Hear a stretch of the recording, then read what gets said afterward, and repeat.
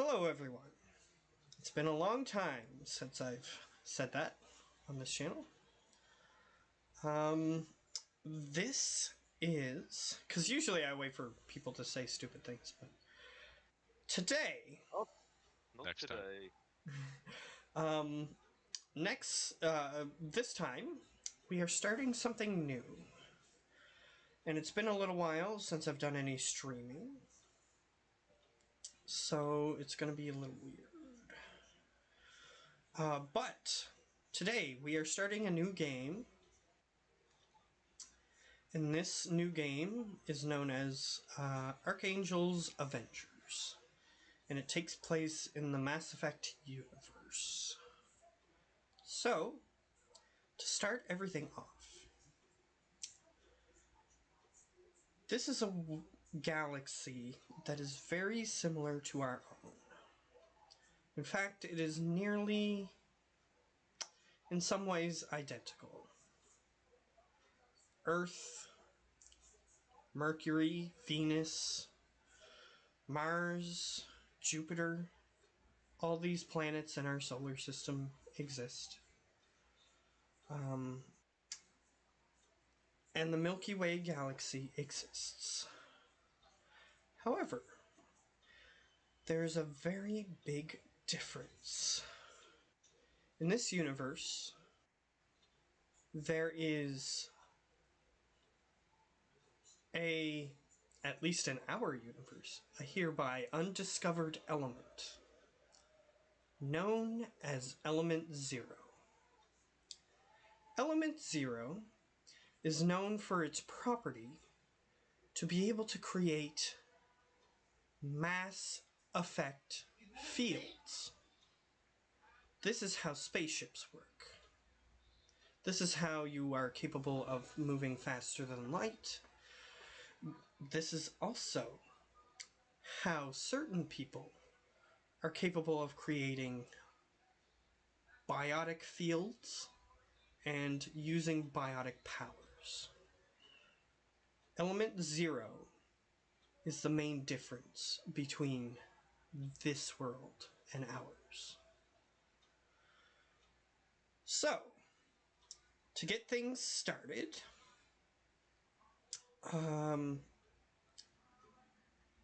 how we're going to start things is the characters that I've asked you to create. I will give you some context as to where they are to start. All of you are in separate and even qualitatively different jail cells. This is a very common trope for games starting, of course. But The most common of common ones. But there is a bit of a twist here. You know where you are. You're not waking up after some long time of amnesia. You know why you're here. And we're going to get into that. However, But before, yeah, go okay. on. Yeah, you ask your question if you got a question. Yeah. Perhaps introduce our newest face on the stream. Yes. This is, of course, we can do that. Of course. T is going to be joining us for this game. If she wishes to introduce herself, she can, but she's currently not on camera, and also still, yeah, you can talk if you want to, like, say a few words about yourself if you want, but that's up to you. I'm just a weird person. Perfect. There you Perfect. go. That's my industry. That's my Yeah, she's a weird person with weird people right now, so she's yes. perfectly at home. Yeah. So did you? You must have finished your makeup, did you? Yes, I fixed myself. Now I don't look like a fucking disgusting person. I don't think anybody had a problem with how you looked before, but we'll Now Yeah. I don't look tired. Okay. I don't look as boring. You know So- what I've learned? When a woman says these types of things, you just say yes, yes. That's correct. Just wave and nod, boys. Just wave and nod. Yes. So, I will. Cute and cuddly. So, if anybody wants to interject anything, they can ask questions, but try to keep the chatter to a minimum until we get into the main portion of the game. Just I because. am allowed to Oh, do this, right? yeah. We're not gonna care. I just don't want you to get demonetized. Oh, In fact, we had alcoholic on voice usually, so we're fine. Oh. yeah. T. No, we're super demonetized. Even one T. video is not gonna make it. But I don't have enough viewers to be monetized, but also, even if I did, let's just say that one of my other players that I've told you about, he 90% of the time he's on here makes sure to demonetize my channel. He's drunk. We curse as sailors. No, he's not drunk. He's tipsy. And he Yeah, also Okay, that's fair. That's fair. I've never even been close to getting buzzed. No, Also- you don't get it. This guy is a high-performing alcoholic, High functioning. high-functioning alcoholic. yeah. Also, he tends to say, even if he's not swearing, he tends to start off the video by saying something very inappropriate. So, Yeah.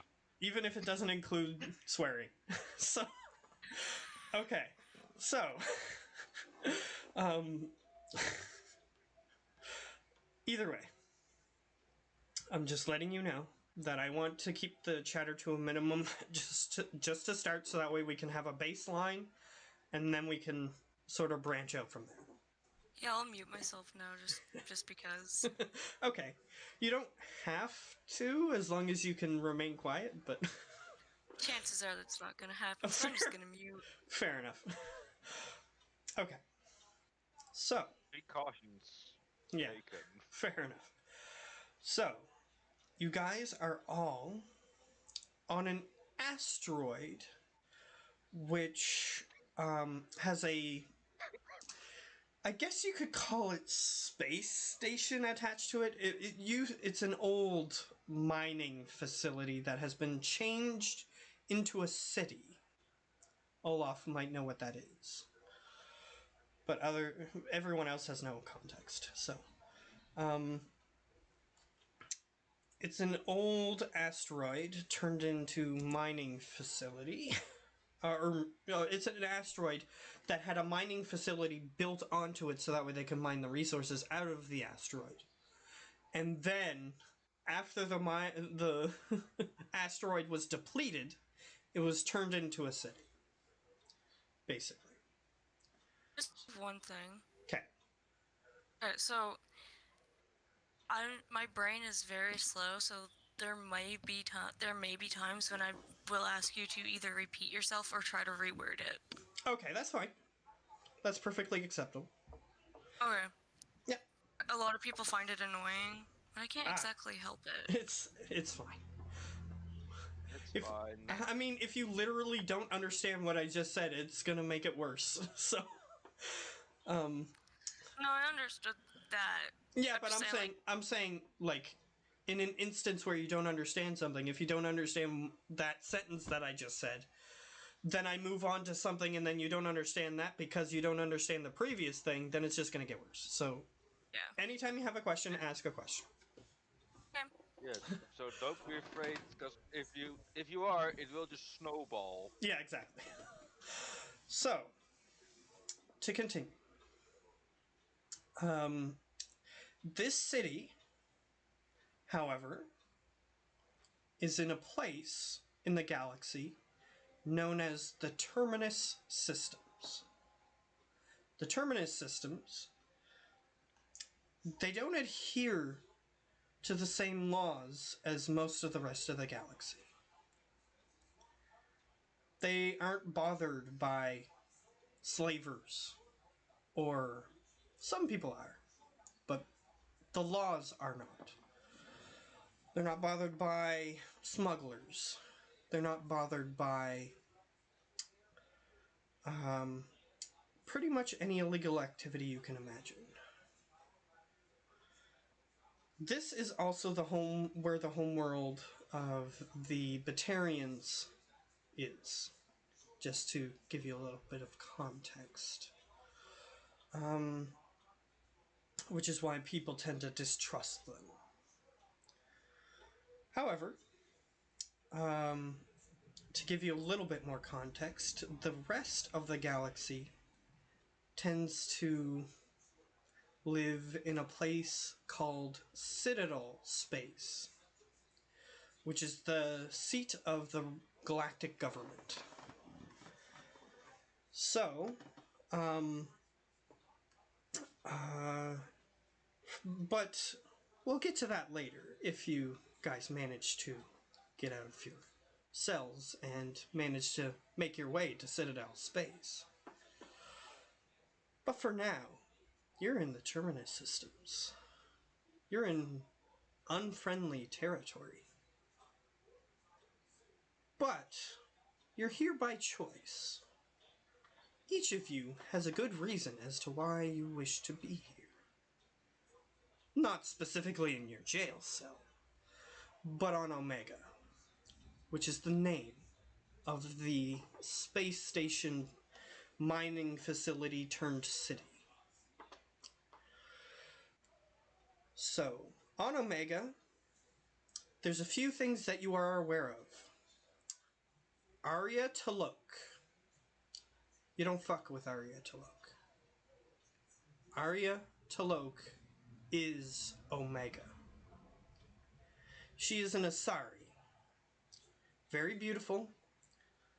However, legend has it that this space station was taken over by Krogan before she showed up. Krogan don't give up their space stations willingly. So, you hear Arya Talok, you don't mess with her. If someone's a representative of hers, tread lightly.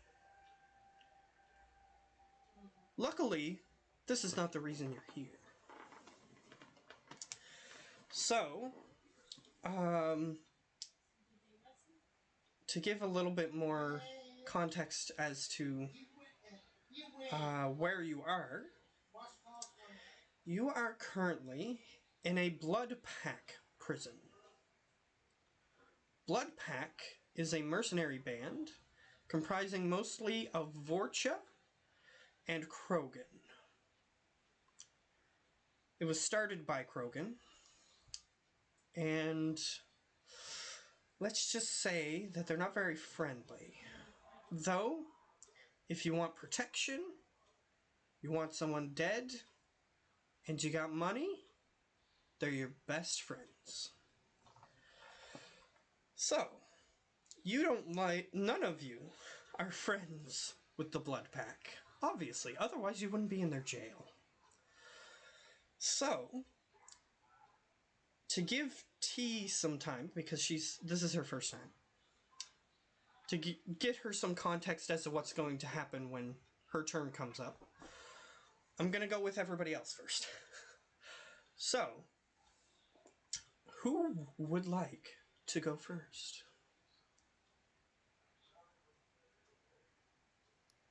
I'll go. Just a second.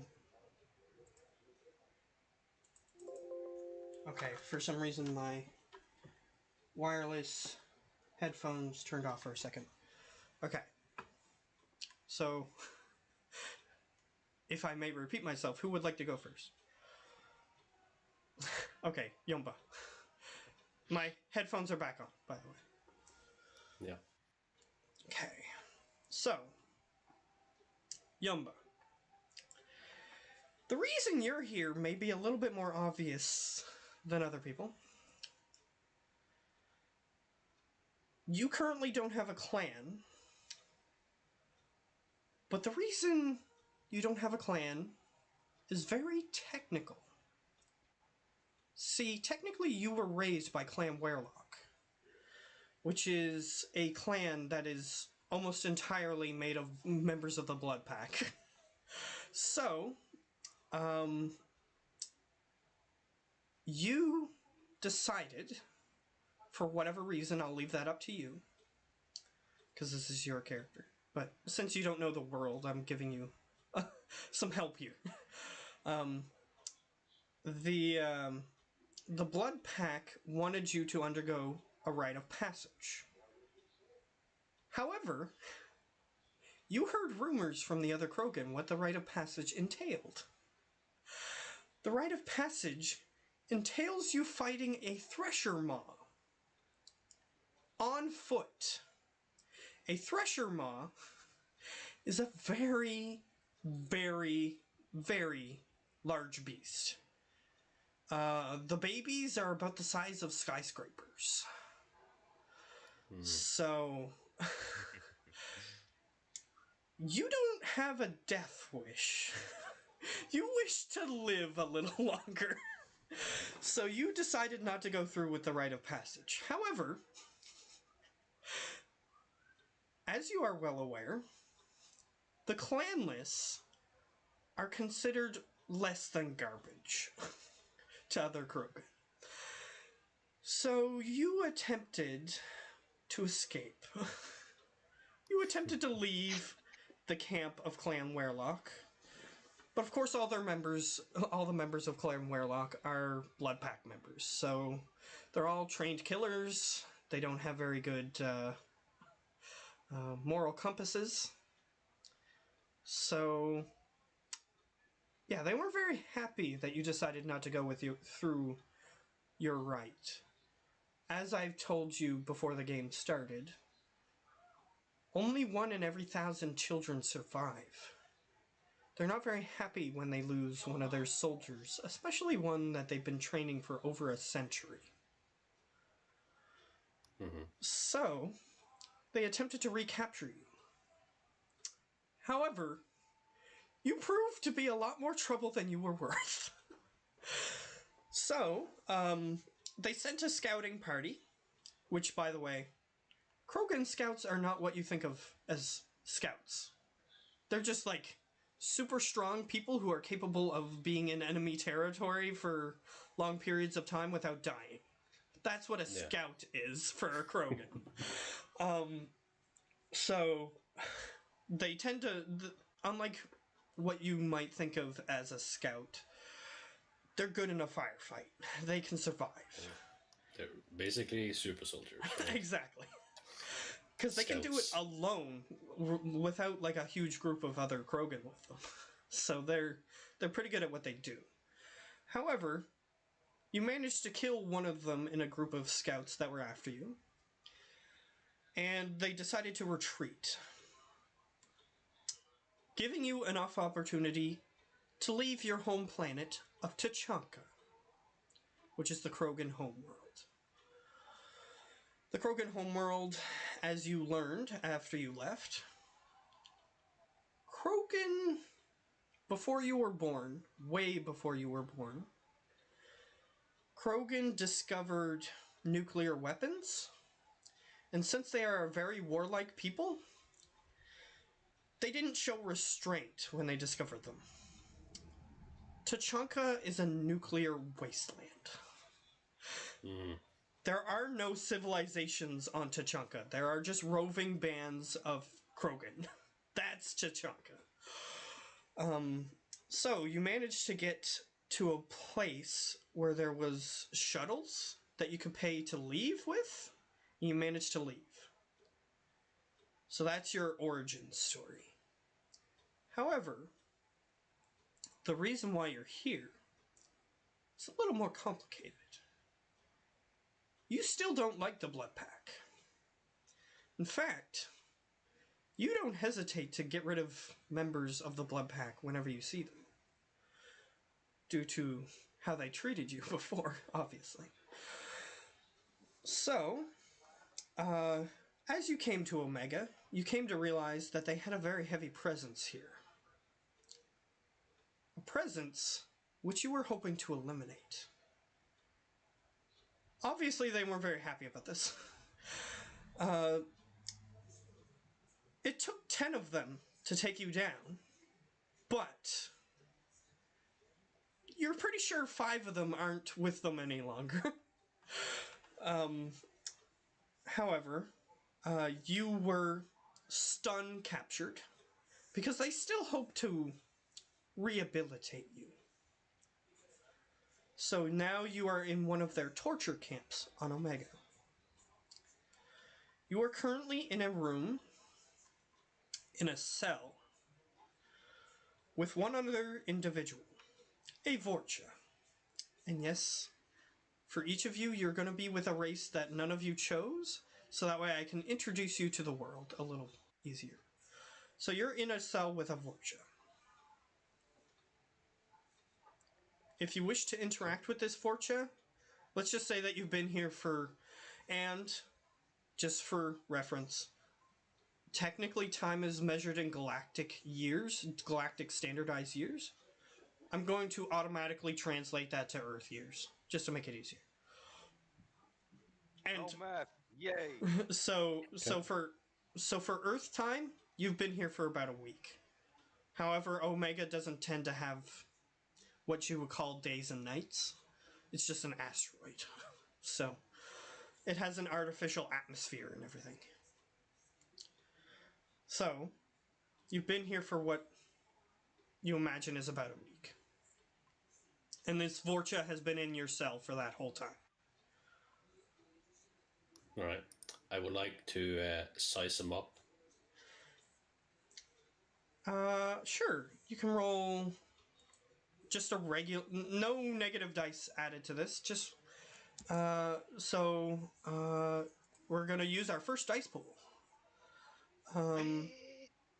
So your dice roller, go to your dice roller. Mm-hmm. Your warfare. You took warfare, right? Knowledge warfare. I believe so. Yeah. Okay. So look at the colors that you have in your knowledge warfare, and click however many things you see on your warfare thing. I can't see the knowledge warfare thing. Oh, that's because that was a thing that you were supposed to. It's not naturally on the sheet. You were supposed to Yeah. add that. I don't know how. Well, how to do many that. how many points did you put in it? 1. Yeah. If you put 1 point, it's scroll down to knowledge. Mm-hmm. It's whatever you have in knowledge plus 1 yellow because you put 1 point in it. So it's whatever the greens are there plus 1 yellow.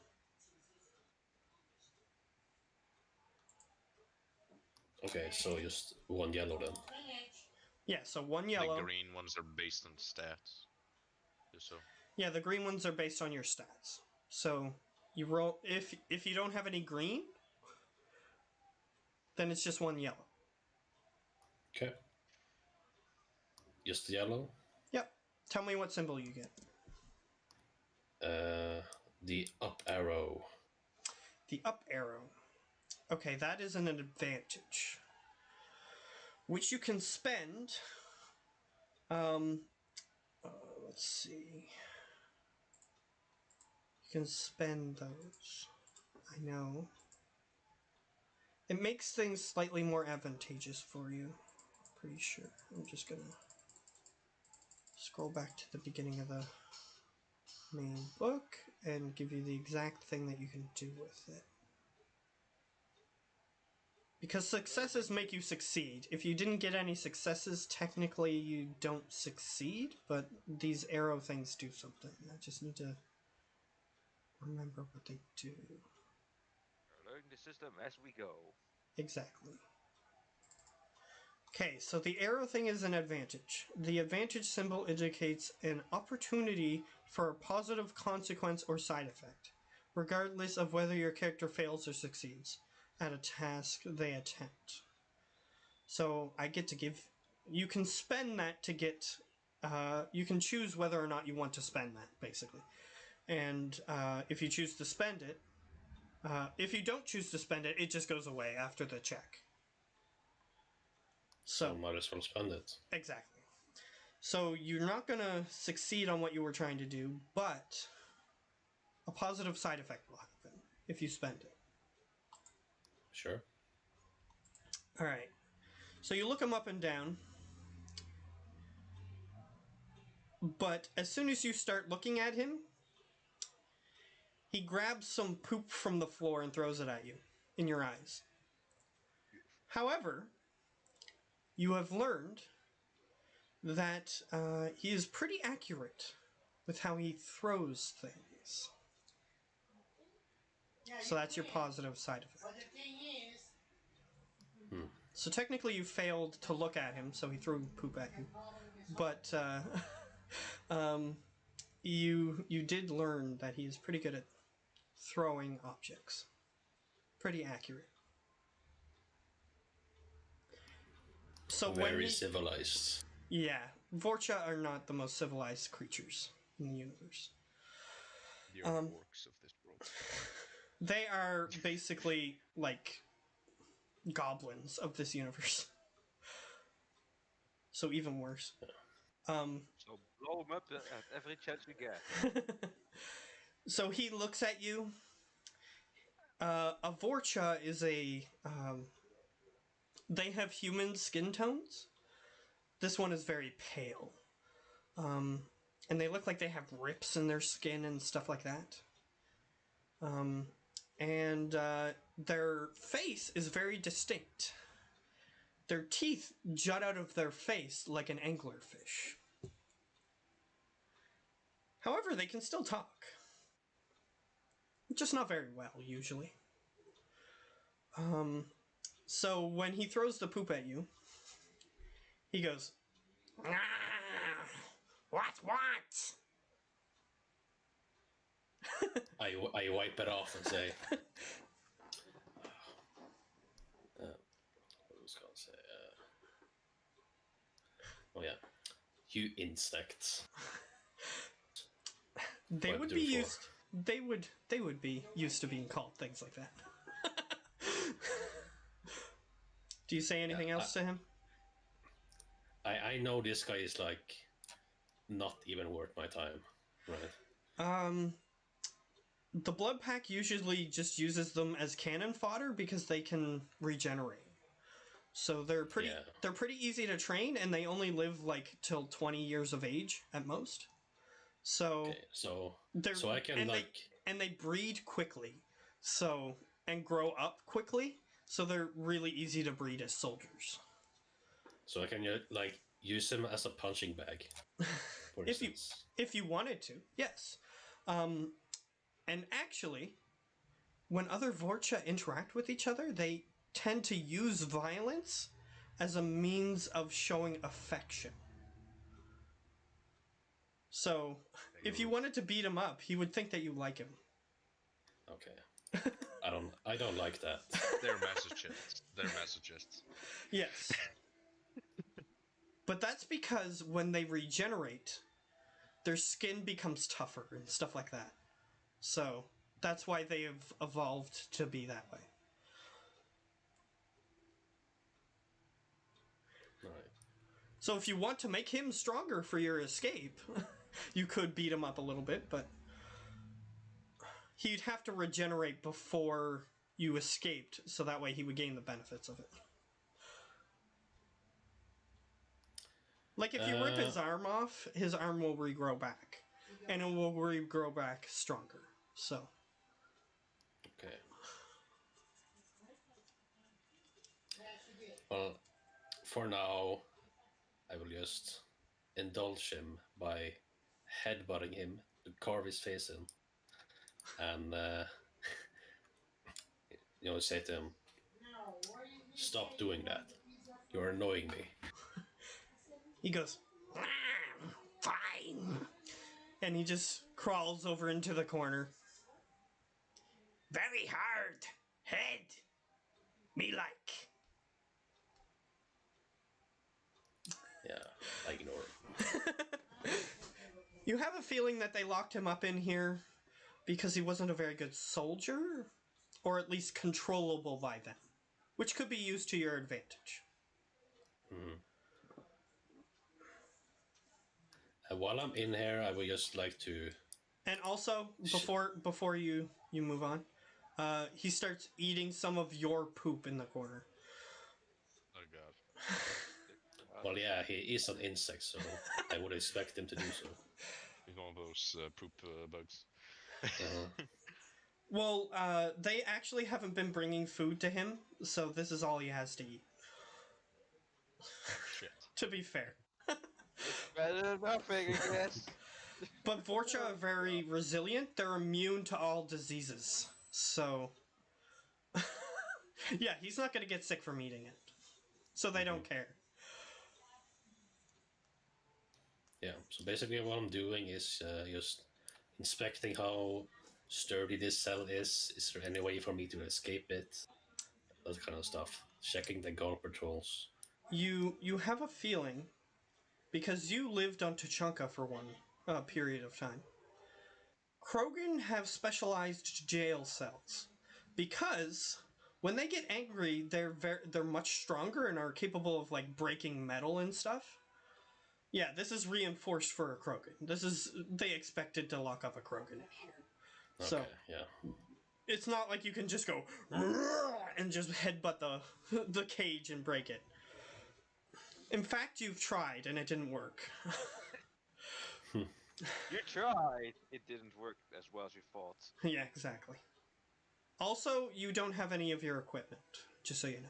They took that from you. So Yeah. you're wearing prisoner garb, basically. And since you're male, they just basically gave you something to cover your groin area. Hmm. In that case, I'll just check the guard patrols. How many guards are there? Where do they go? That stuff. This place is actually heavily guarded. There's like 3 guards per patrol. So instead of like just one guy walking by the cell ever, there's always 3 of them together. It's usually a Krogan and 2 Vorcha for each patrol.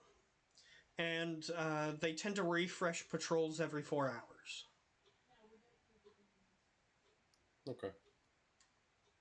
However, sometimes they'll repeat the soldiers every day. Like, this guy will work for 4 hours, then he'll go and have a break for 4 hours, and then come back for 4 hours. That sort of thing. And what kind of weapons and equipment do they have? The Krogan have shotguns. The Vorcha have a variety of weapons. Including, some of them just have straight up rocket launchers that they're walking around with. Nice. Yeah, Vorcha can survive blowing their legs off and stuff like that. So even at close range, they're still willing to use like explosives and stuff.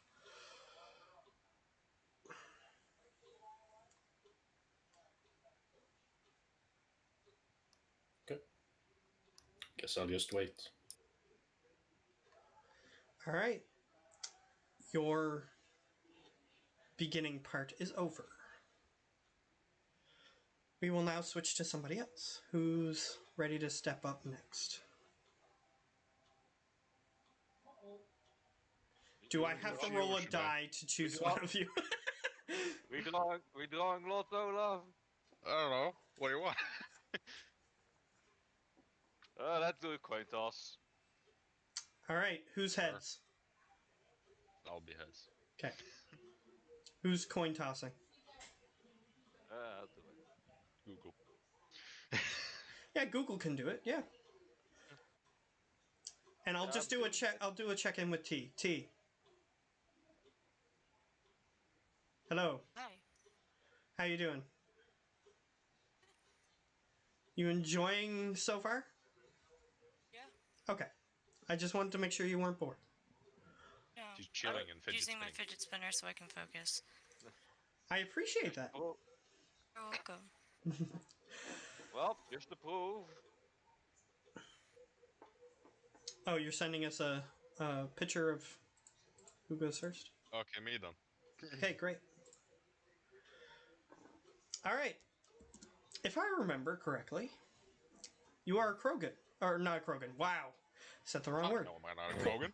I'm a Quarian. Quarian. So you are a suit-based person. I'm a suit-based person. Yes. Luckily, they didn't take your armor because they can't afford to give you prisoner clothing. Because it's basically a spacesuit with no armor on it, and they can't afford that to give that to a prisoner. So they just left you with your armor on. Works perfectly.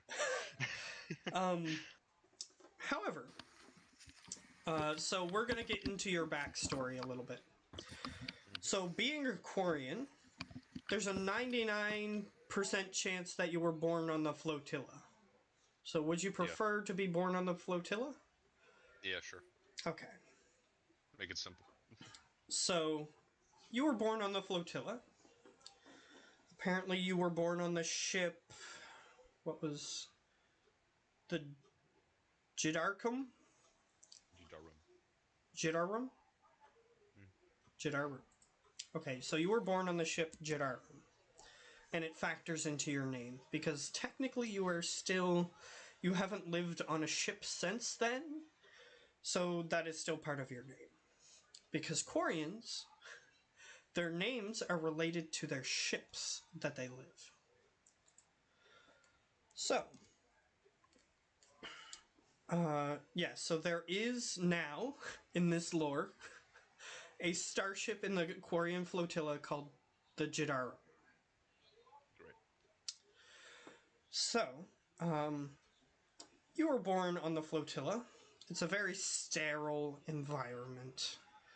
Not a whole lot for a small Quarian child to entertain themselves with. However, you are very familiar with the fact that you were kicked off your planet by a synthetic race known as the Geth.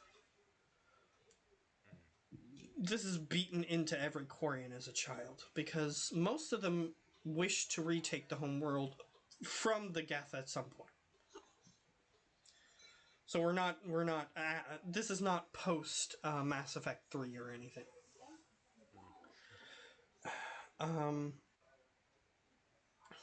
So, yeah, you were born on the flotilla.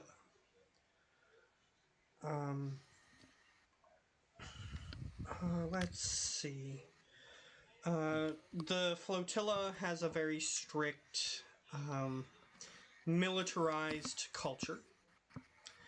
In fact, the leaders of the flotilla are known as admirals. And each ship is ruled by its captain, so the highest ranking member of the ship is the leader of the ship, basically. They can be elected, so technically if somebody else is like of equal rank on the ship, it is democratically decided who is the leader of the ship, basically. And if they want somebody to be voted out, then it's democratically decided and everything. Ships range from live ships, which is like civilian class ships, to actual warships. So like destroyers and the like. So gigantic warships to like smaller ships that just grow plants on them. Things like that. You can decide what kind of ship the Jidarum is. I'll leave that up to you. So you can think about that. Was it a warship and civilian ship? What was there one? There's other types of ships, like there's like the science ships, which people technically live on. There's like mid range like military ships. So like there's all kinds of different ships. You can just pick like a general class of ship if you want. Because not everybody is born on a civilian ship. I'll say just for that would make more sense with I'll take this science type of shit. Okay. So you were born to a researcher on a research vessel. Mm-hmm. And due to how the flotilla functions, she didn't. It's not like you can have time off on the flotilla. So yeah, you were born on the science ship and raised around scientists on that ship. And I'll give you a little background story thing, because everybody gets one. The Krogan is getting, like, he has backstory stuff for Clam Werlock. So that's his thing, just in case you didn't realize. Yeah, figured. Which has to do with the Blood Pack, which is one of the bigger enemies that you guys are going to be fighting. So he's going to have information on them. So your little information tidbit is going to be about the synthetic race known as the Geth. They were doing experiments on them, on the research vessel, to try to find an edge against them in the war. The coming war, which they were planning on doing. Like, testing weapons against Geth parts and stuff like that. Because this game, this is taking place during Mass Effect 2, which means that people are already aware that the Geth have come beyond the veil. Because you guys are aware of the Citadel attack, which was headed by Geth and a Turian. You guys are aware of that.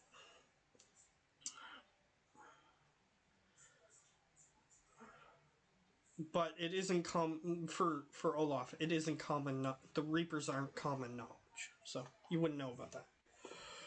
Aw. Um, Makes sense. it does. So, this is where you learn some of your hacking abilities. Geth are particularly strong against hacking abilities, so your talents were developed against these harder enemies, and therefore you are slightly more talented than others among you. By the way, how old is this character? I forgot to ask. I put him at 25. Okay, that's fine. That's great. That works perfectly into what my idea was for your backstory. So, as all Quarian do, you are going on your pilgrimage. So, Olaf, how much do you remember about pilgrimages? Nothing. Okay, great. So, I'll... Been a while. It's alright. It's alright. So, pilgrimages are something that every Quarian goes through to become an adult. They have to leave the flotilla and go and try and find something to help the flotilla and bring it back. So this can range from information, a new starship, or simply like, oh, I earned a bunch of credits and I'm bringing that back. Like, it can be basically, it's both metaphorical and expected to be something substantive. So, you are on your pilgrimage. You have left the flotilla. And they give you a small ship and some supplies when they send you on your pilgrimage. And you, since this is taking place on Omega, you actually left with another Quarian. However, you guys thought that the Terminus systems would be an interesting adventure. How naive you were. Ever since you arrived, it's been one scam after another, and you lost your ship and all your other supplies. Souls. Exactly. Guess who one of the groups was that scammed you? Blood pack?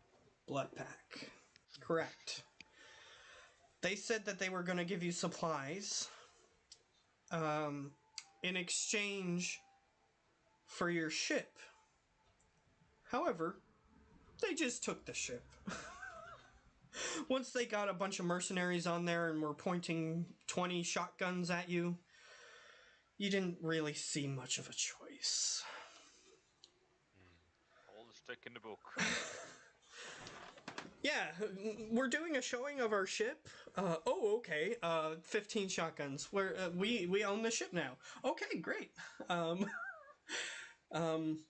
Lovely. So yeah, you are intending to try to get your ship back.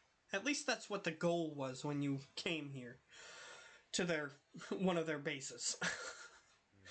However, they weren't willing to negotiate. So you are now trapped here. You don't know what the fate is of the other Quarian, because he ran away when you were attempting to negotiate. While they were capturing you, he ran away. So, you kind of don't blame him. He wasn't like a warrior or anything. Makes But, sense. so you kind of don't blame him, but another part of you probably kind of does. Like, he could have done something at least, but he didn't even try. He just ran away. So, and I'll pull up his name later, but right now it doesn't really matter. That's fine. So for now, you have been locked in here, supposedly awaiting torture. Great. At least that's the rumor you've heard from the Vorcha who can't keep their mouths shut. Their mouths shut.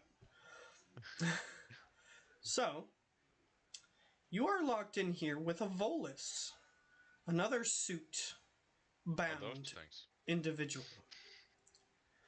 Those boys. Yeah, he's very short. For everybody else, he's like their maximum height is like 3 feet tall. They're the true dwarf. They are very small. No. You're saying it wrong.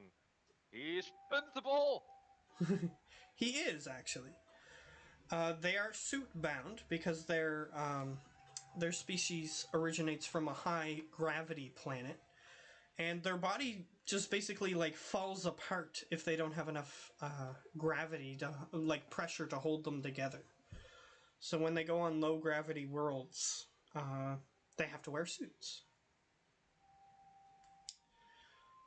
So he is currently suited, just like you are. You've been here for about 3 days. Would you like to interact with this individual at all? Or would you like to do something else? Or would you like to wait? I'll wait a bit. Tense. All right. No, I'm not confronted. I'll give you some in-world stuff here. So the Volus is going to try to talk to you. Okay. So, Renok clan, what brought you here? Well, I got tricked, kinda. And by the way, Yeah, when he but- calls you Renok clan, that's the homeworld that your species originates from. Well, I was tricked by those big, broody muscle heads. And they threw me in here. Yes. Don't trust the Blood Pack. As far as I've realized, don't trust this whole system. You see him nod knowingly. He goes, the Vol clan you see before you also made a mistake of attempting to deal with them. It didn't work out, did it? He just shakes his head no. Yeah. kind of hard to resist when you get 10 shotguns pointing at your head. He goes, well, to be honest with you, they were kind of cheated by me. Interesting. They didn't take kindly to it. Yes. As you know, Volus tend to be known for being merchants, and if he's a merchant in the Terminus systems, he's probably at least a little shady. A little. At least. Let's just say I neglected to tell them a side effect of the super drug I gave them.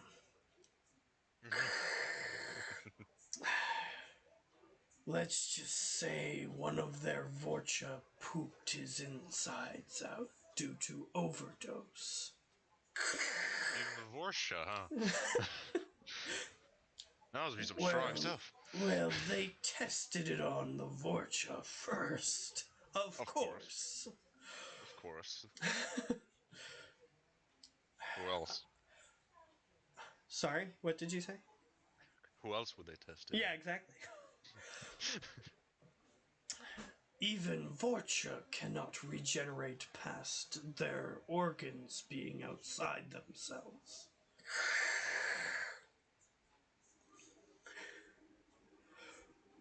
But let's say you and me work together. I'm not in a position to cheat you. We think of a plan to get out of here. I have some credits stored outside this facility. Perhaps that will whet your appetite. Money is always nice. He nods towards you. Let me know if you think of something. Unfortunately, they took my lockpicks. And they grabbed my Omni tool. He nods. Unfortunately, this lock, by the looks of it, it wouldn't help you anyway. Yeah, it's a classic, like, lock and key style lock. Yeah, and Yeah, it doesn't- strength isn't exactly my thing. Perhaps we will have to wait for an opportunity, but in the meantime, it doesn't stop our minds, does it? No, He nods. that is true. I will rack my brain. I assume you will rack yours. I'll see what we can try to see what's going on here, but if we can lockpick ourselves out, we'll either have to use brute force or something else. But looking over the cell, what I gather, can I gather any how strong this is? Out of character, it's not quite as strong as the Krogan cell, because they assumed they didn't need one that was quite as strong for you. No. And I think they assumed correctly. Yeah, you assume that this is a specialty made cell for those who cheat them and don't look strong enough to defend themselves. However, it is still metal bars, and it is still stone walls. So, Yes, we need explosives to get out. or a figure, as the Vol clan suggested, he find a way to pick the lock, but of course they took his lockpick, so he doesn't have that anymore. And of course he's shady, so of course he has a lockpick. Yeah. He looks up at you, seeing you examining the room. I already looked around. Not much opportunity for ones of weak strength such as us. Yeah. So we need He's- items. He sighs. I just hope that what that Vorcha told us is not true. Whoa, the torture thing? Yeah, he nods. Because he was there when it said that. The Vorcha. Yeah, I'd rather not hope that either. The Vol clan, But outside their suits, are not very resilient. I will die slowly. I won't die as slowly. So I will have a painful death. You will have a prolonged death. I will have a very painful but quick one.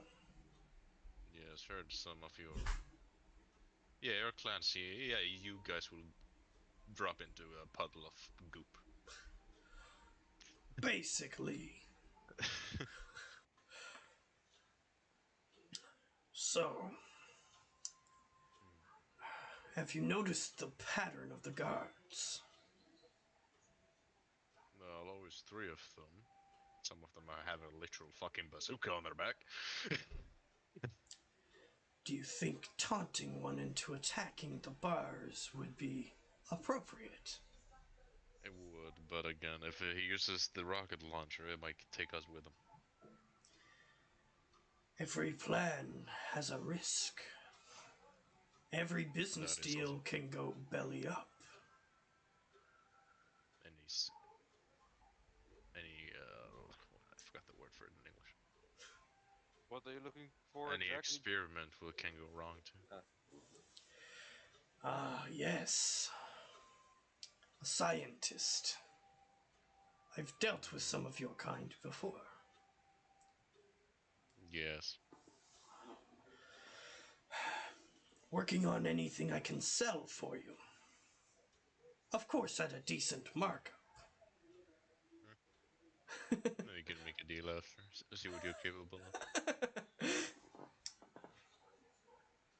But yes. I wouldn't be a Vol clan without being willing to make a deal. That is also true. Just don't be like that last of all I met. He nods. He just starts looking out of the bars. By the way, his suit is black with white accents on it. Just to give you a little more flavor. Mine would be like a metallic gray with purple accent. Yeah. Pretty good. He just glances outside. His breathing apparatus rhythmically moving back and forth, which is the noises that you've been hearing. Yeah. He looks down. By the way, Mr. Krogan, you can hear the breathing noises, but you don't know what they're coming from. Sure. Just so that way you're aware. That was loud. Yeah, it's pretty loud. Unfortunately, the Volus aren't that great at stealth if they need to breathe. Yeah. Makes sense.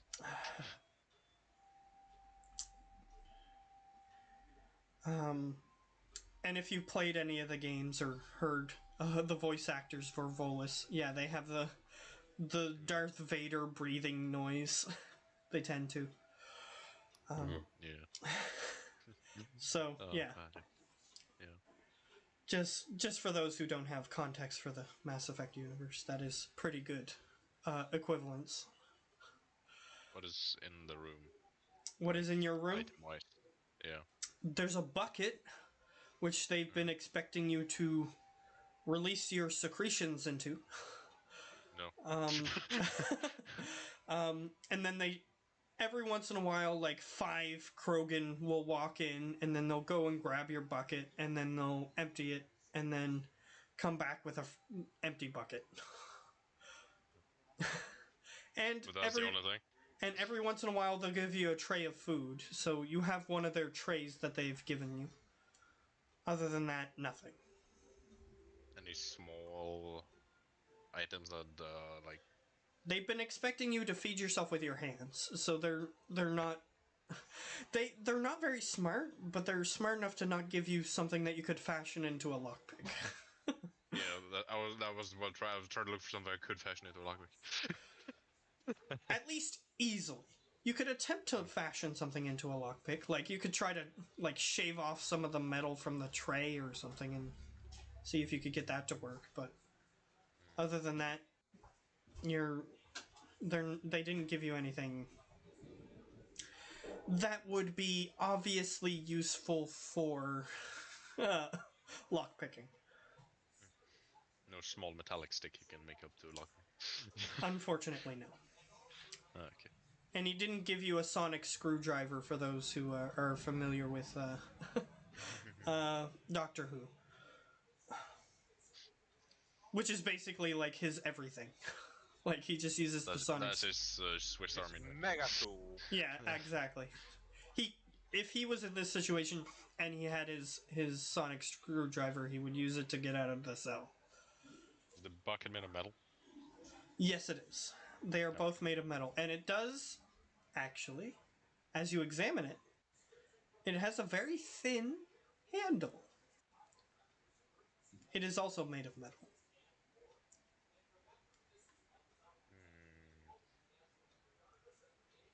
However, it is attached to the bucket directly. It's not. It's not like. It's not like it's in a hook on the bucket. It's like attached, like welded to it. Yeah, that's a bit hard to get off. The Vol clan, or the Volus, as most people refer to them as.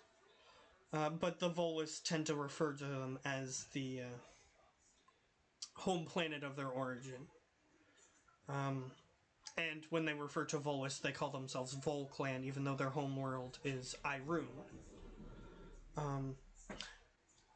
So he says, Rannoch clan, have you found something? Well, the handle of the secretion bucket might have worked to fashion into a lockpick, but it's pretty stuck to the bucket. Yes, I have noticed it. Unfortunately, my exosuit doesn't have the strength to pull it apart. If I had my hydraulic suit, it would. But when I was captured, it's not like I was expecting to be captured. No, so didn't bring what might have been necessary.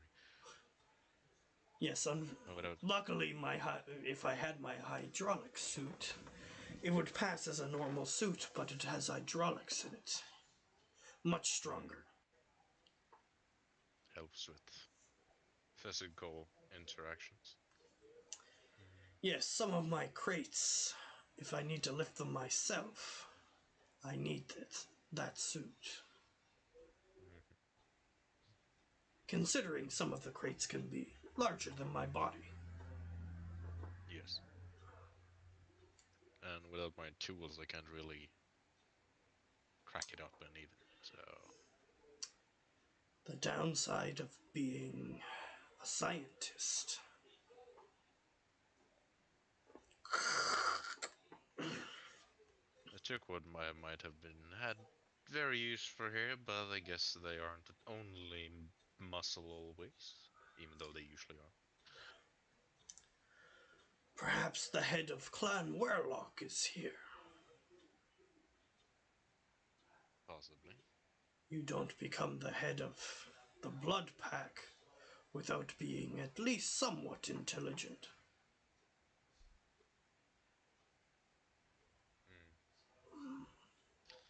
That is true. I'm meeting an intelligent Krogan, that's something. He nods. Krogan scientist is like married bachelor. Yeah. Highly unlikely. Yeah, exactly. Or, as he's implying, impossible.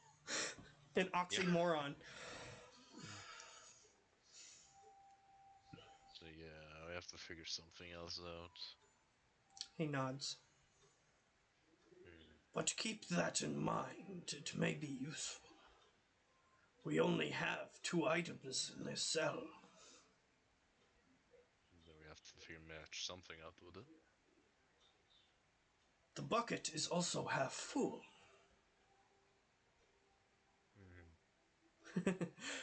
He nods towards you, like as if he's telling he just told you something that you might need to remember.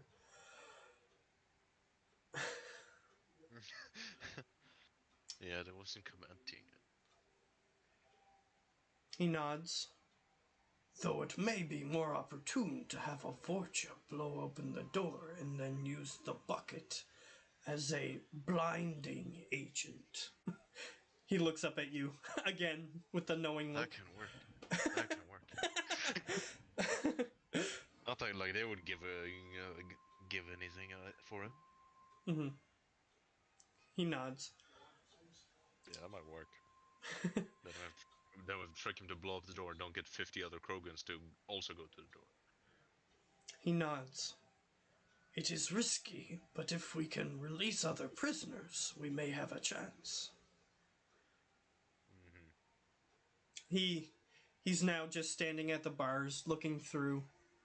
I will keep track of their patterns until I find something more opportune. I'll keep the bucket in mind and the possible pissing off abortion, which is fairly simple. He looks back at you. Nice pun.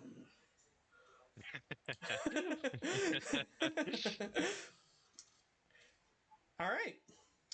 I'll leave that as your backstory portion because he won't find an opportunity until the main event happens. All right. So it is Geo next. It's me next. Just before we switch to you, I'm going to check in on T again. Are you still here, T? Hello? Yeah, I'm still here. Okay. Okay. Yeah, things take a while. Just be expecting that. It's just that I know. I want you guys to get used to the universe. So I'm introducing little tidbits here and there, like how the Volus talk and they breathe heavily and stuff like that, and how the Vorcha are very scummy and Stupid. like stupid. Yeah, exactly. I'm just putting little bits here and there so that way you can get into it. Little hints. So you are a Turian, Geo. I am. They are one of the more accepted races in the galaxy. You see a Turian, you think military man, almost automatically. Considering on most of their planets, they have a mandatory service law on most of their planets, including their colony planets.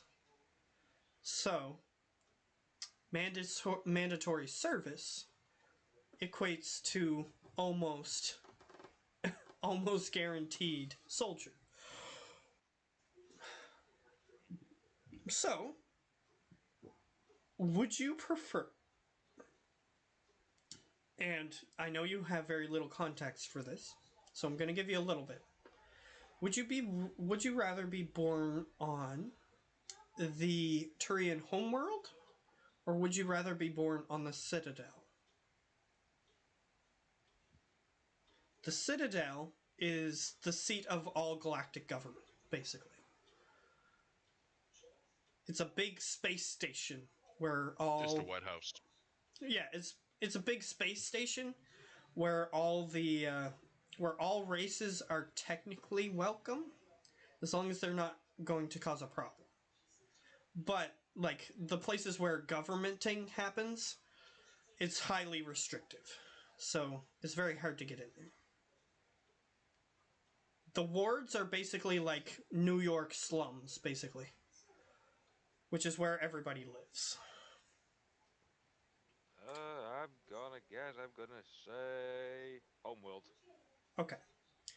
So Palavin is the Turian homeworld. That's the name of it.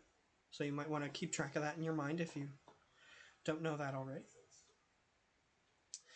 And Turian, their homeworld, is highly irradiated just because of the sun that their world orbits. And therefore, that has affected their evolution as a species, which is why they have these highly. They don't have as much of skin as they have hard, almost metallic plates. They're not exactly metallic, but they're hard plates that make up their exterior dermis, if you will. And these plates, especially on their face, are capable of shifting and moving to form expressions. So, like, if a Turian wants to smile, some of his face plates, like, move down to show his teeth, for example. And their lips are two very highly maneuverable face plates that can form words. So, just to give you that little bit of context, most Turian wear like they wear protective clothing. It's like big and bulky, so most people don't even know what a Turian's body form looks like, other than Turians themselves, obviously. So, even their regular clothes look slightly bigger and bulkier than most other species' clothes. However, you were born on Palavin, the most highly militarized place that is known in the galaxy. So, Guessed as much. so there's like military training camps in like on every city block, things of that nature. Like it's so highly militarized. There are patrols down every street. There are tanks patrolling in patrol routes throughout every city. There's most people's cars are even heavily armored. Sky cars, which are like floating cars. Even their sky cars are heavily armored for the most part. Need a tank? Which one? Yeah, exactly.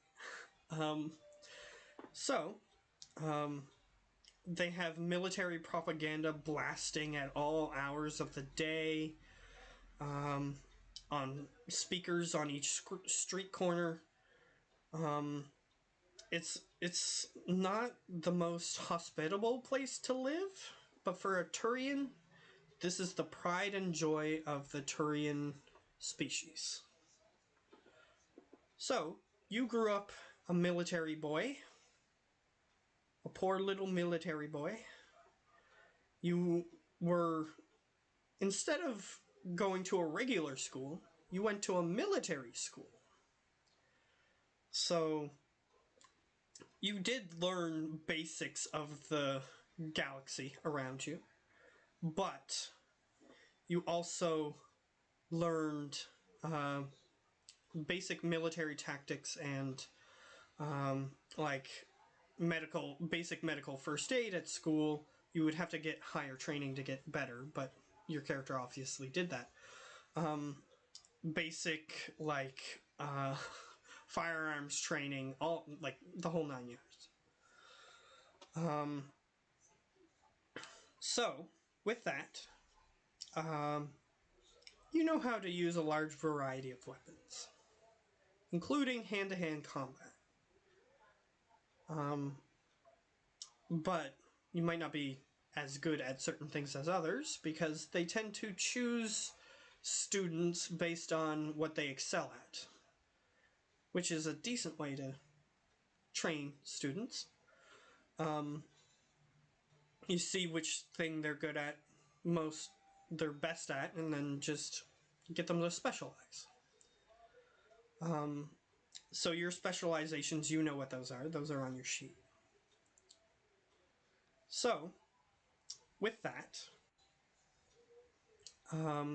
your character decides, like most Turians who are born on the homeworld, decides to go on a military tour through the star systems. Just acting as on behalf of the Turian military. Not too exciting.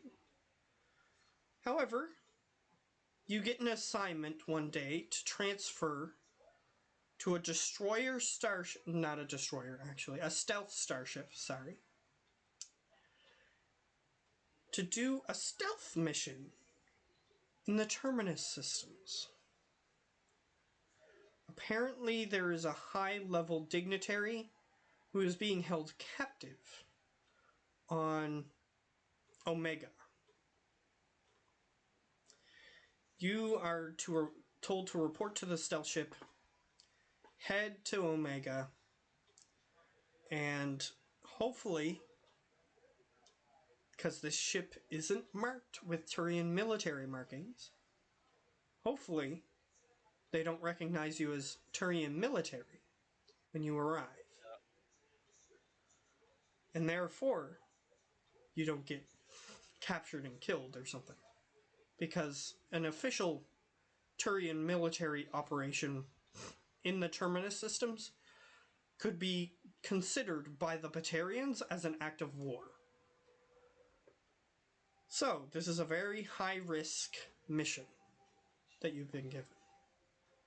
You have a team, also.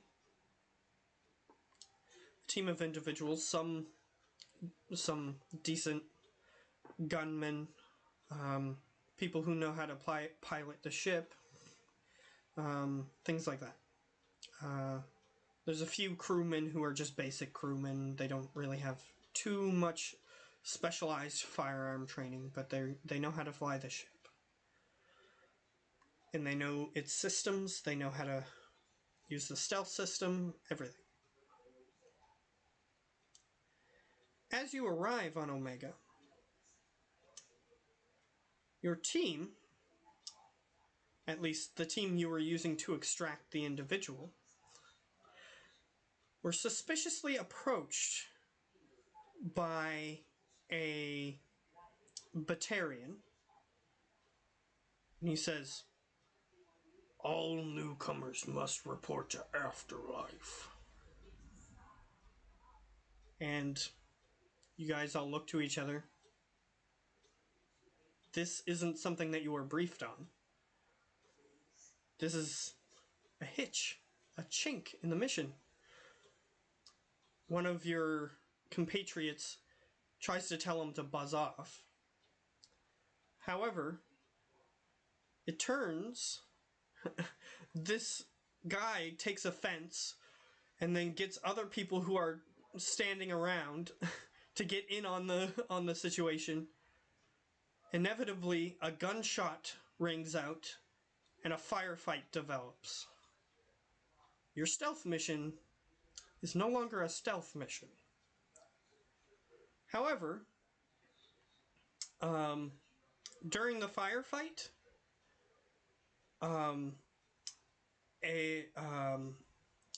you do manage to come out victorious. However, a blood pact mercenary lies among the dead. The blood pact doesn't take kindly to people killing their people for no reason. Most of your team suggests going back on the ship and reporting mission failed. Sure, they would get reprimanded, but at least everybody would be alive. However, the current highest ranking officer among you determines no, that the mission will continue. As the mission progresses,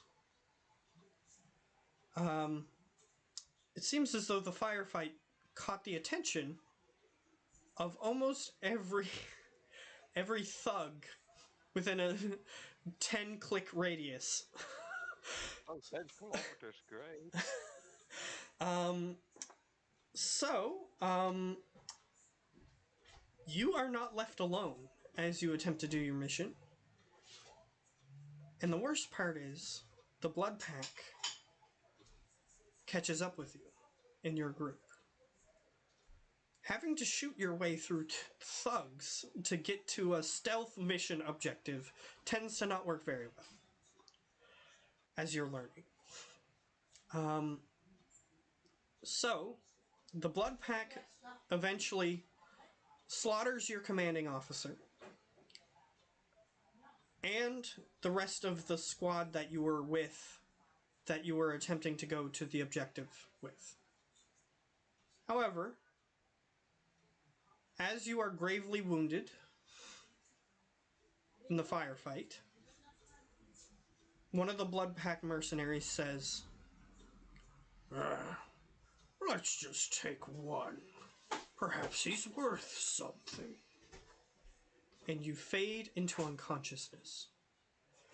You have been here for 3 weeks. Okay. They're waiting. It appears that they're waiting on ransom from Paladin. They put down You are considered fully healed now, so you don't have any damage on you. because you told them James. I told them James. I'm not James. I'm James.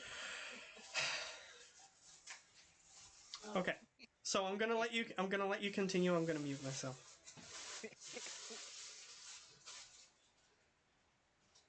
Oh, gosh. So you're gonna Oh, how's the ask any grandpa? questions? Any questions? So far he's all right, but they're trying to get him outside, and he So won't far, eat. I know I'm alone in the cell. Guys, he For feels what I like know. he's useless. No. He just wants to You are in a cell with a Batarian. take one of them plates. As it turns out, you recognize this Batarian. It's the guy who asked you to go to Afterlife. Get him outside.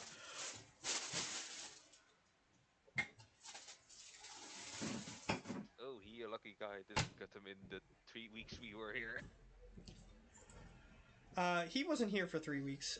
He was Oh. captured afterward.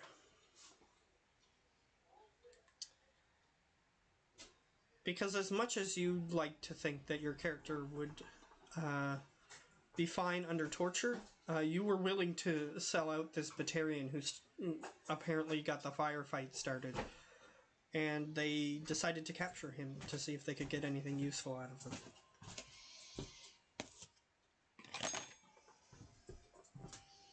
Oh, they finally caught you, I see. He glances over. Stop with the gloating. You're captured too. No, thanks to you, so I gloat all I want. He looks up at you. Arya Talok wanted to see you. And we had no business with that. No one on Omega fucks with Arya.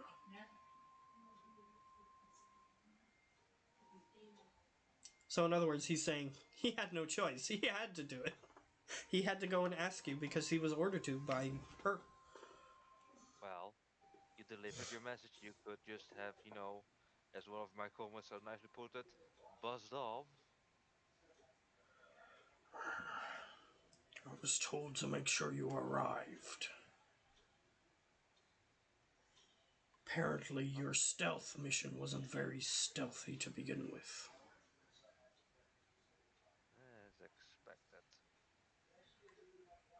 I mean, what do you expect from dropping in on a ship that's, well, might not have the markings, but definitely the outlook? very Turian military ship flies by and drops off a few people.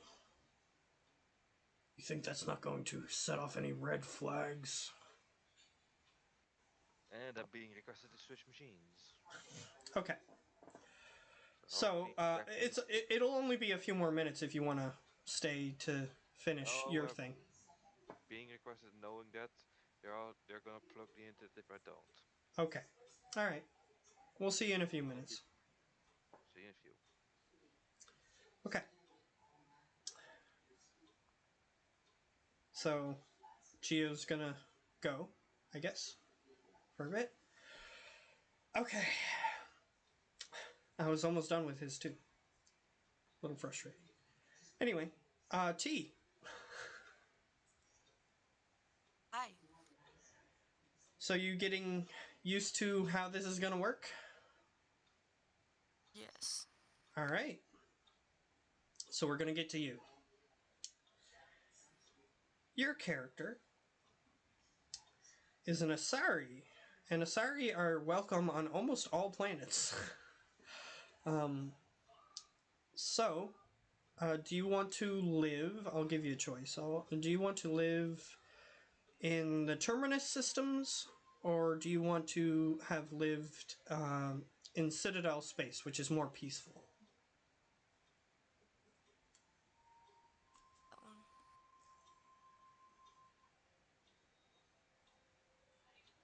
I don't know how to pronounce it, so it's the second one. Okay, Citadel space. Yeah, that one. Okay. So you were most likely born on Thessia, which is the Asari homeworld. The entire planet is pretty much populated with just Asari. There's a few others, but you have to. There's laws around immigration if you're a different species, and you have to have a mate who's an Asari, and there's a lot of red tape there. So it's mostly just Asari.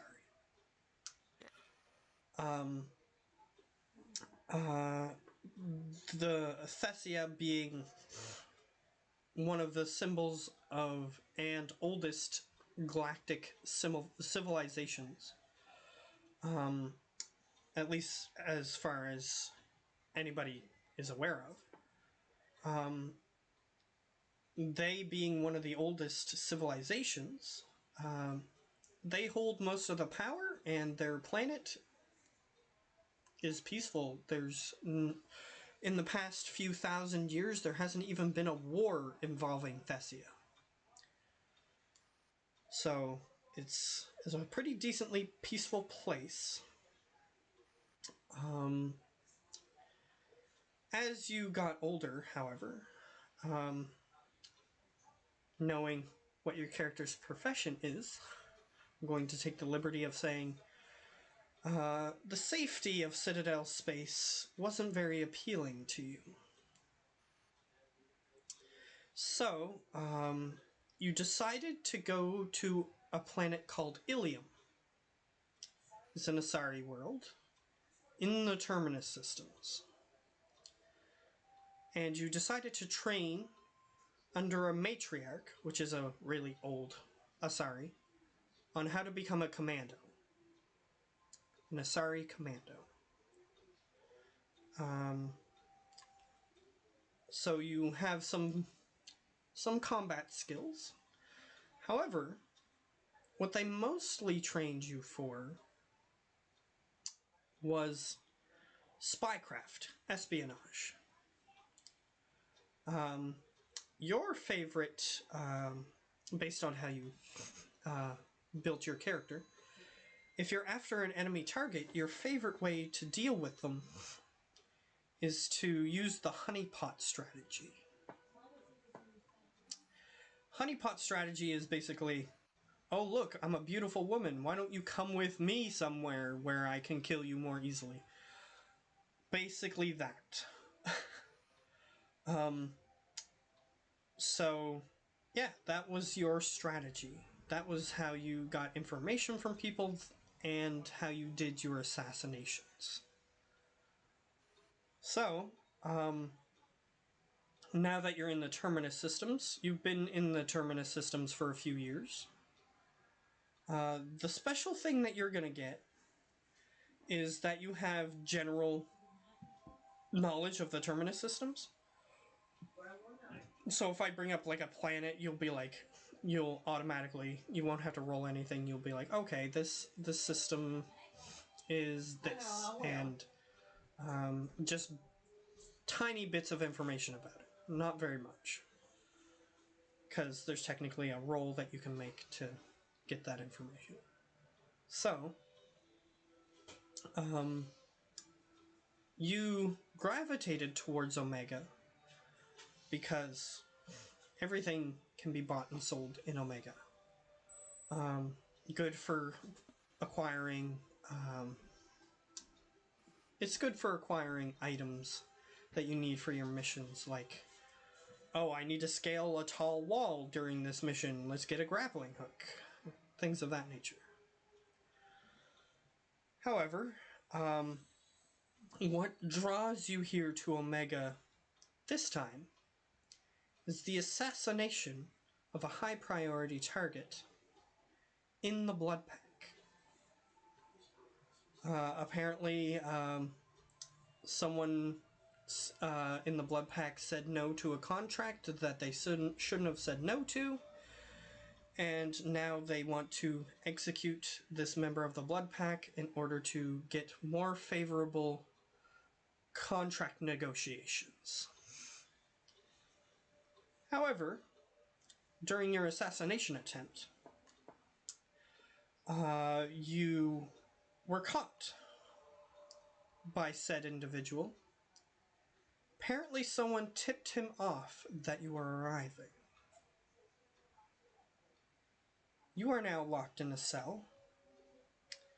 You've been here for about a week and a half.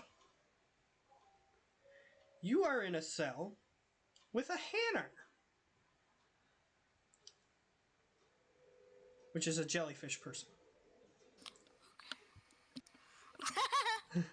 So, Forgot what that was.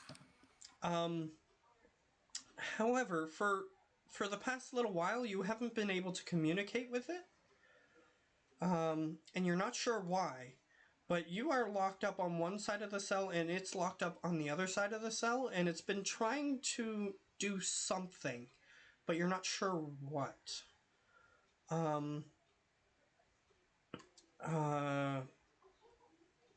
It seems to be flashing different colors, which everybody knows this about Hanner. They don't communicate with words. They communicate with a complex series of flashes, including ultraviolet light, using their bioluminescence, and that is how they communicate. However, your translator is... you're not sure. You're not sure if you have your translator or not. You can try to search your body, but you are chained to the wall, so it's a little bit harder for you. Just because you've been known as a skilled assassin, so they didn't want to take any chances.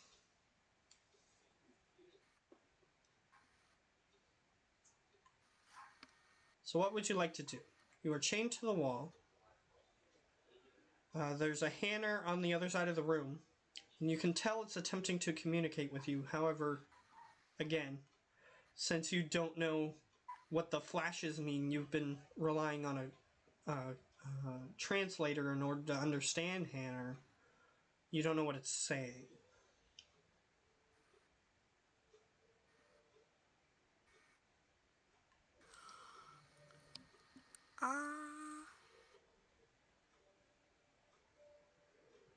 Just a second.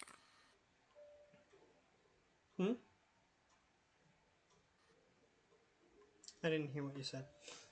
I said just a second. Oh, okay.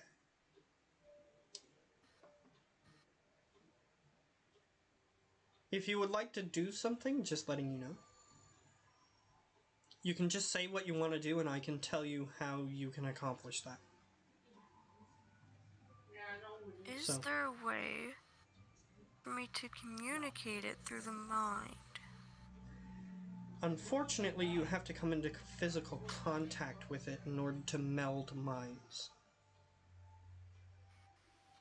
And it's on the other side of the room. Good.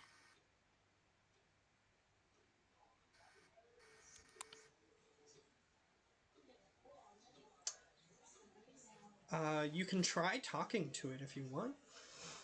Which is something that... because you've been heavily sedated up to this point. So you haven't been able to talk. But at this point, the sedative is wearing off on you. So you might be able to speak with it at this moment. Sorry, I heard nothing. Okay. I said that you were heavily sedated. And the reason you haven't tried talking to it up to this point is because you've been sedated. But the sedative that they've been using on you is wearing off. And you might be able to communicate with it at this point.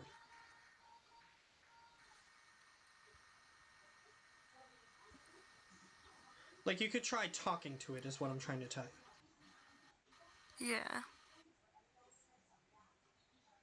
I'll try doing that then. Alright, what would you want to try to say to it?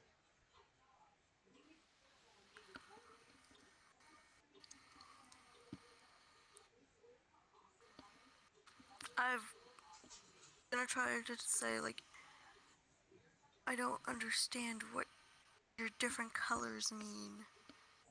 Okay, that's wonderful. Just a second, I'm gonna turn a light on. Okay.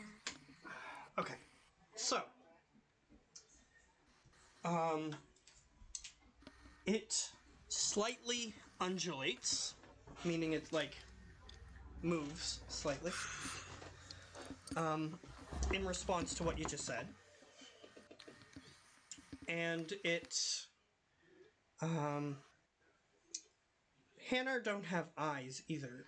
So, like, you can't, they don't have a definitive face. But you can tell which one side's the front and which side's the back. Because the front side has, like, a little like, small appendage-like looking thing on the front of it. And the back of it is just larger and round. So you can tell that it's facing towards you. Its tentacles are wrapped up around the base of them, and they're all put together in the same, like, handcuff type structure to hold its tentacles in place. However, the bottom part of its tentacles are free. So what it does is it kind of moves its two of its tentacles to mimic the shape of your body, and then it uses another tentacle to point to a section on that shape that it's making. It is pointing to your hip.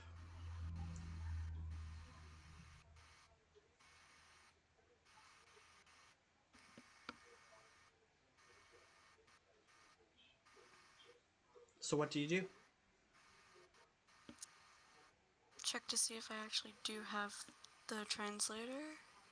Yep, you look where it points. Your translator is turned off.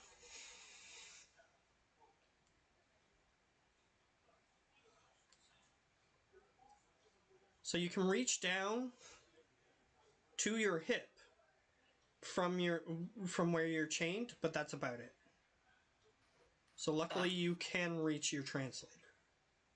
We'll do that then. Alright, you flick your translator on. Suddenly, you do still see the flashing lights that the Hanar gives off, but you also hear a voice. Finally, this one can communicate.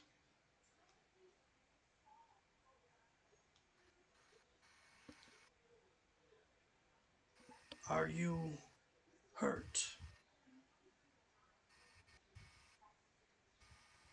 He's asking you. The Hanar is asking you. I think I'm okay. Yeah, you're at full health, so you're not considered damaged in any way, so you're fine. Yeah. It goes.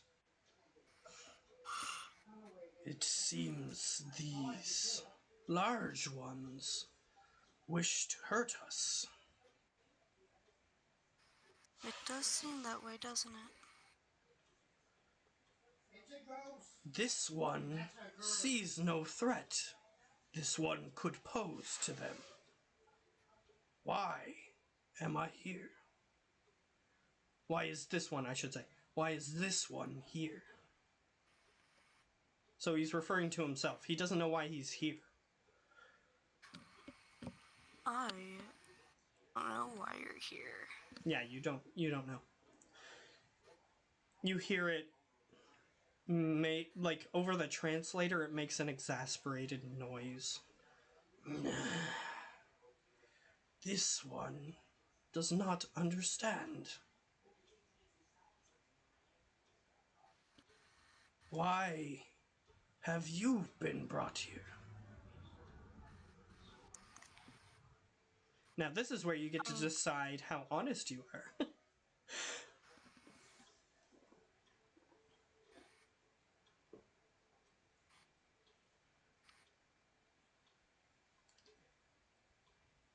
You are an assassin.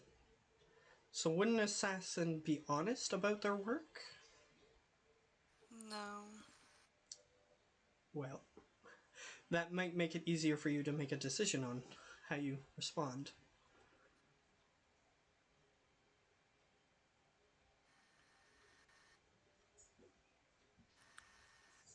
Tell it that I don't know why I'm there.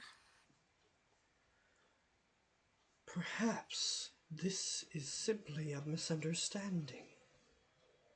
Perhaps if you on my behalf, you on this one, I should say, because that's how they talk, you on this one's behalf could convince them to let this one go.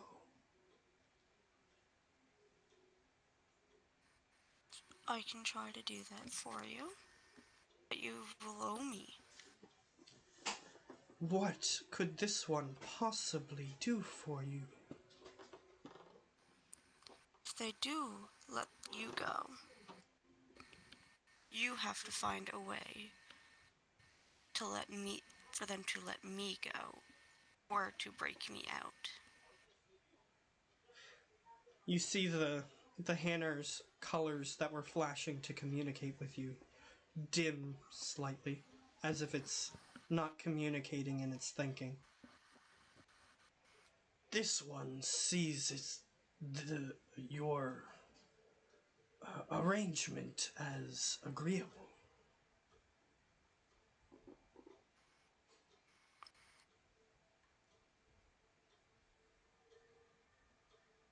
So it's deciding to side with you. I'm just trying to think of something to say. That's fair. You can talk to it if you want, like ask it questions if you have any questions.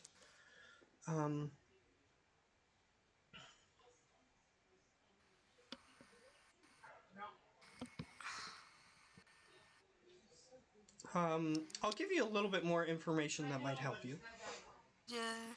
The reason Hanar tend to refer to themselves as this one is because they view it as impolite to refer to themselves as I or me.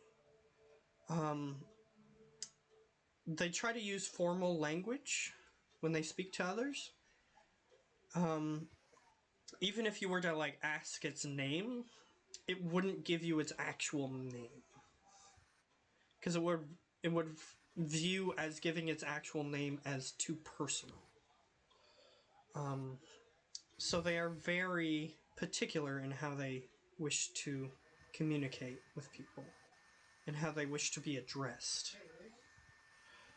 If you were to call it a jellyfish, it would view that as a direct insult and probably would stop talking to you. So, Now I kind of want to call it a jellyfish. But since you're negotiating with it, you might also not want to do that because it might not want to work with you anymore. So that's all common knowledge about Hanar. You don't know much else about Hanar just off the top of your head. But you do know, since you're an assassin, I'll give you this one for free. Hanar do have a natural poison, but it tends to not be very effective unless they're underwater. They don't have a very good delivery method to give this poison to people if they're on land. But Hanar poison can be harvested and used for other purposes.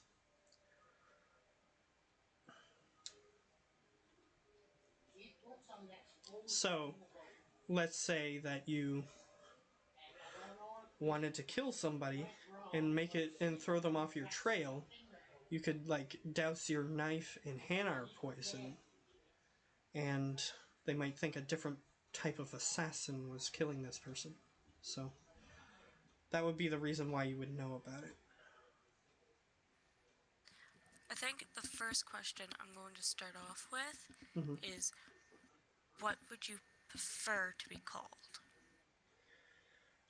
This one prefers to be called Heshi. So H-E-S, H-E-S-H-E.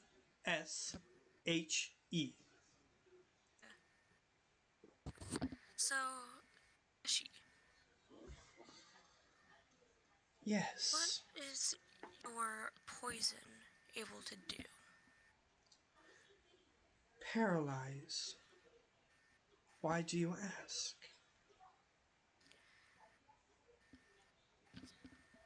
Because I might need to borrow some. Somehow. For the escape. Yes, of course. You see a little bit of secretion come down one of its tentacles, this green substance. By the way, the Hanar that you're talking to is pink. Its entire body is pink. And when it glows, it changes to like reds, greens, and blues. Yeah, down its little, one of its pink tentacles, you see this green secretion come down. But as you can see, it just sort of drips down onto the floor. It doesn't really like go anywhere. If I had a way to deliver it to you, I would.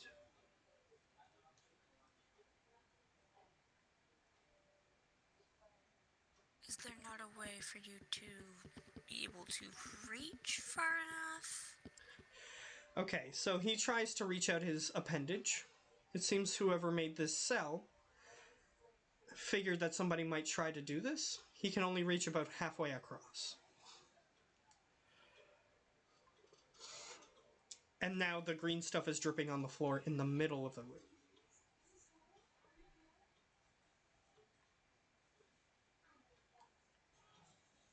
You're assuming that the green stuff is the poison, by the way.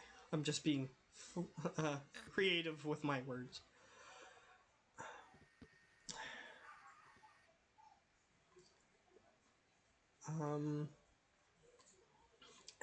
As this is happening, a guard passes by and looks in, and the Krogan who's at the front of the guards just sort of bangs on the bars and says, "Hey, jellyfish, stop it!"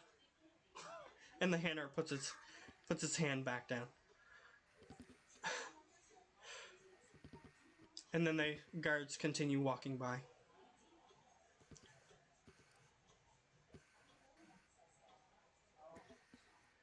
What if I called the guard to come back?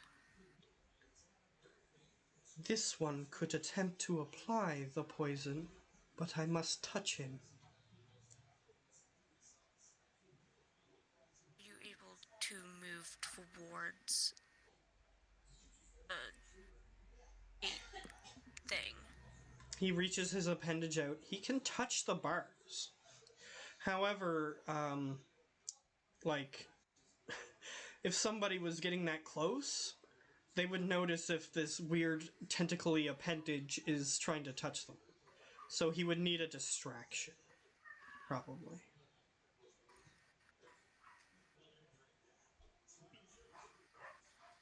Gee, put some of your poison on one of the bars. He does so. You just see this slick green liquid cover one of the bars. And now, act like we're doing absolutely nothing. I'm gonna call the guard to come back. He flashes a specific shade of green, and you hear, "This one will be quiet." I call the guard to come back. All right. You hear some shouting, which you couldn't understand before because they were speaking one of the Krogan languages. And now that your translator is on, you can understand them. You hear, "Hey, that Asari bitch is awake." And you hear some footsteps in the distance. And then you hear, "Hey, stop shouting. What's this all about?" And then you hear some slightly quieter talking, but you can still hear it because he's talking too loud. You can tell he's trying to whisper, but his voice is just way too loud. So he goes, "The Asari bitch is awake." Again. and you hear, "We'll have to call a scientist." And you hear him walk out of the room. And then, yeah. It seems as though something is happening, but it's not exactly what you planned to have happen. The stupid guard called for somebody else instead.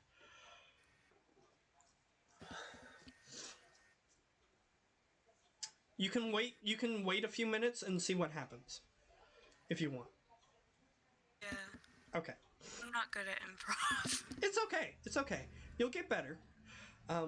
You're doing really well, by the way. My cat's awake, so... If the cat jumps over, we'll know why you are suddenly gone. Okay.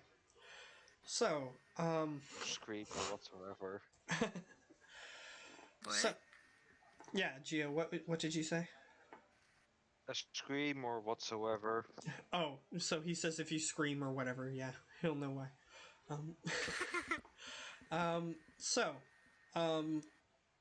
Yeah, so one of the guards, you can hear the guard patrol approaching your cell. However, they don't walk towards it. They just stand on the opposite wall from where your cell is.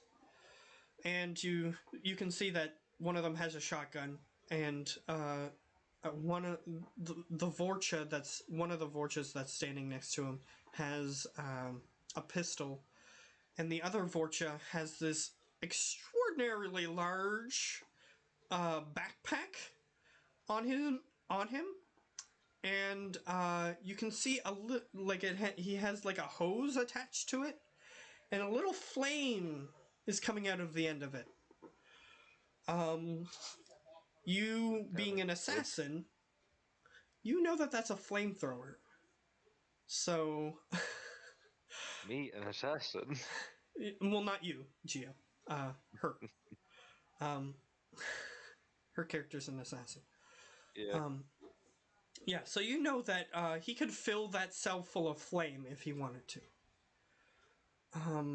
So you don't know how this is gonna impact your escape attempt. But you wait a couple more seconds, and you see a Krogan in a lab coat, which is very rare. And he walks over. He has a few syringes on him. And he goes, Prisoners, prepare for my entry. And the door opens. He didn't even touch it, by the way. The door just opens. And he begins to enter the cell. The door shuts behind him. And he says, "So, you have finally awakened, Asari. Yeah. Tell us why you have come." Well, I don't even know why I'm here. He just walks over. He just closes his eyes for a moment. He opens them. And then he just full on, boom, he headbutts you right in the face. Oh. So you recoil from pain. That's and he a goes, greetings. Yeah, that's a greeting.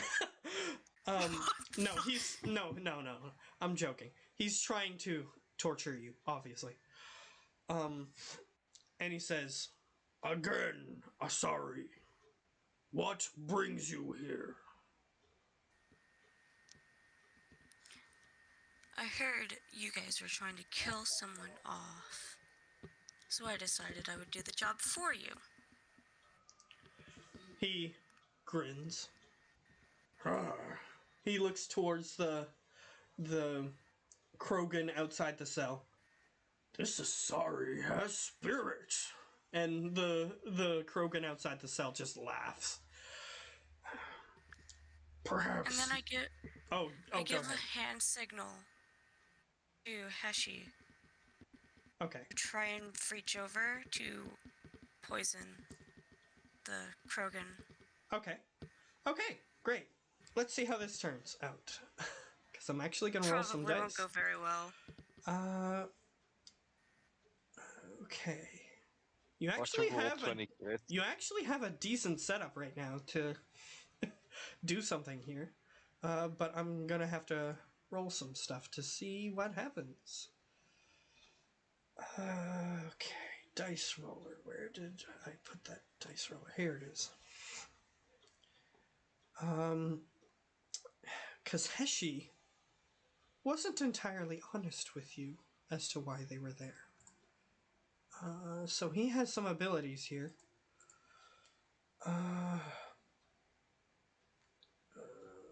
And the Krogan doesn't have very much armor. He's the scientist. All he has is a lab coat. Yeah, he doesn't have very much armor on. So it's not that hard to hurt him, but there's a chance that he might fail. Okay.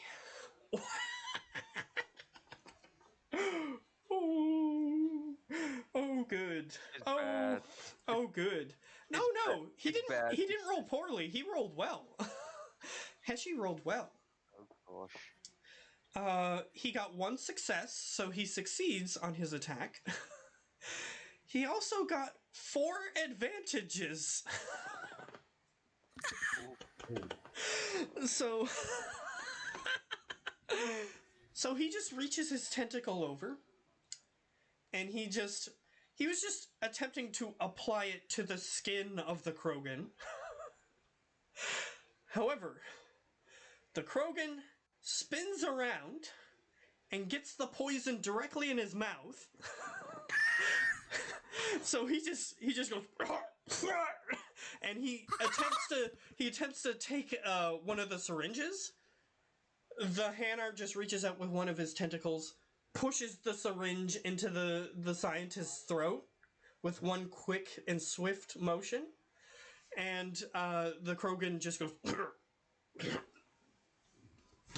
and he just falls down on the floor. So that just happened. I'm gonna use this as your guys' means of escape now. So first, just before I continue with you, T, you're doing really well. Like, you're doing great. You made an ally, and your ally is actually a capable assassin. He's a jellyfish assassin. So you made the correct friend. Effectively. It turns out that they locked people up with similar vocations in the same cell with each other. Actually, so Right, I'm you working guys, with murder hobos. you guys didn't know that. You guys didn't know that, but she's an assassin, so she was locked up with another assassin. So, That seems kind of foolish, but it is. But that's It what they worked did. out for me though. And I'm locked up. I'm locked up with a shit thrower. What's this supposed to mean? He is good at throwing explosives. And shit. Well, yes, but that's just part of it. And Geo's character Can't is sleep locked up. again. Geo's character is locked up with a military expert, a Batarian military expert, and Olaf's character is locked up with a tech specialist. He can hack things. He's lying about the fact that he's a merchant. Just so you know. Your character doesn't know that, but I'm just letting you know. So you're telling me that guy I'm locked up with me is also a heavy medic He's and ship he, engineer. he's not exactly the same as you, but he has a prominent Batarian military career. It's just that he got stuck here and had to. You'll get to it if you talk to him again. So we're gonna switch to you because I know that you guys are not gonna have a really great means of escape. I actually had plans for a different thing to happen to cause you guys to escape, but apparently she has threw a wrench into my plans. So that's great. I love that. That's the wonderful I'm full thing. of ideas. Yeah. That's the wonderful thing of TTRPGs. Yes, exactly. Everything can have a wrench thrown into it. What the Yeah. hell is that? TTRPG, tabletop RPG, which is what we're playing. It's the type of game that we're playing. Just in case. How do you fucking pronounce that word? TTRPG. Oh. Olaf, what the hell is this? that's the thing Geo was locked up with. Yeah, that's a Batarian. It has 4 eyes. I And hate it. and many nostrils too. Yeah, I don't like that. It's a Actually, different no, it's a it's different not. type of alien that exists in this Oh, universe. this one's adorable though. Yeah, that's the one you're locked up with. And see how the top part has like the 2 bumps on it? Yeah. That's the back of it. The front of it is that little, I hate to say it, that Weird. little penis-looking appendage on the front of it. Yeah. That's the front of it. That's weird. So It's so weird, you're saying but kind of cool. so you're saying the tiny tip is the face. Yeah. They don't have eyes, or Literally what he's saying. they don't have eyes or ears, but they can understand you still. They can hear things and sense things nearby them. They just have different senses than what you guys have. But either way, so I'm gonna switch back to Geo and finish his up real quick. Okay, I will be right back. I have to go fill up my water. Okay. Okay. Yeah, that's fine. Yeah, I was an idiot and didn't do that before we started.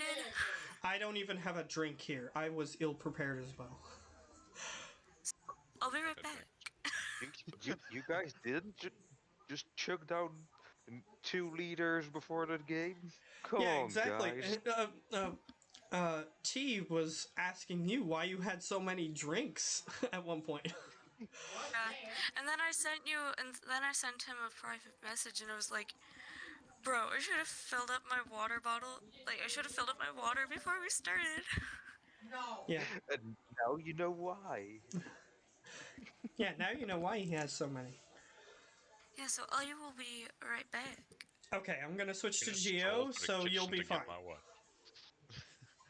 Yeah, I'm gonna switch back to Okay, Geo. Yes.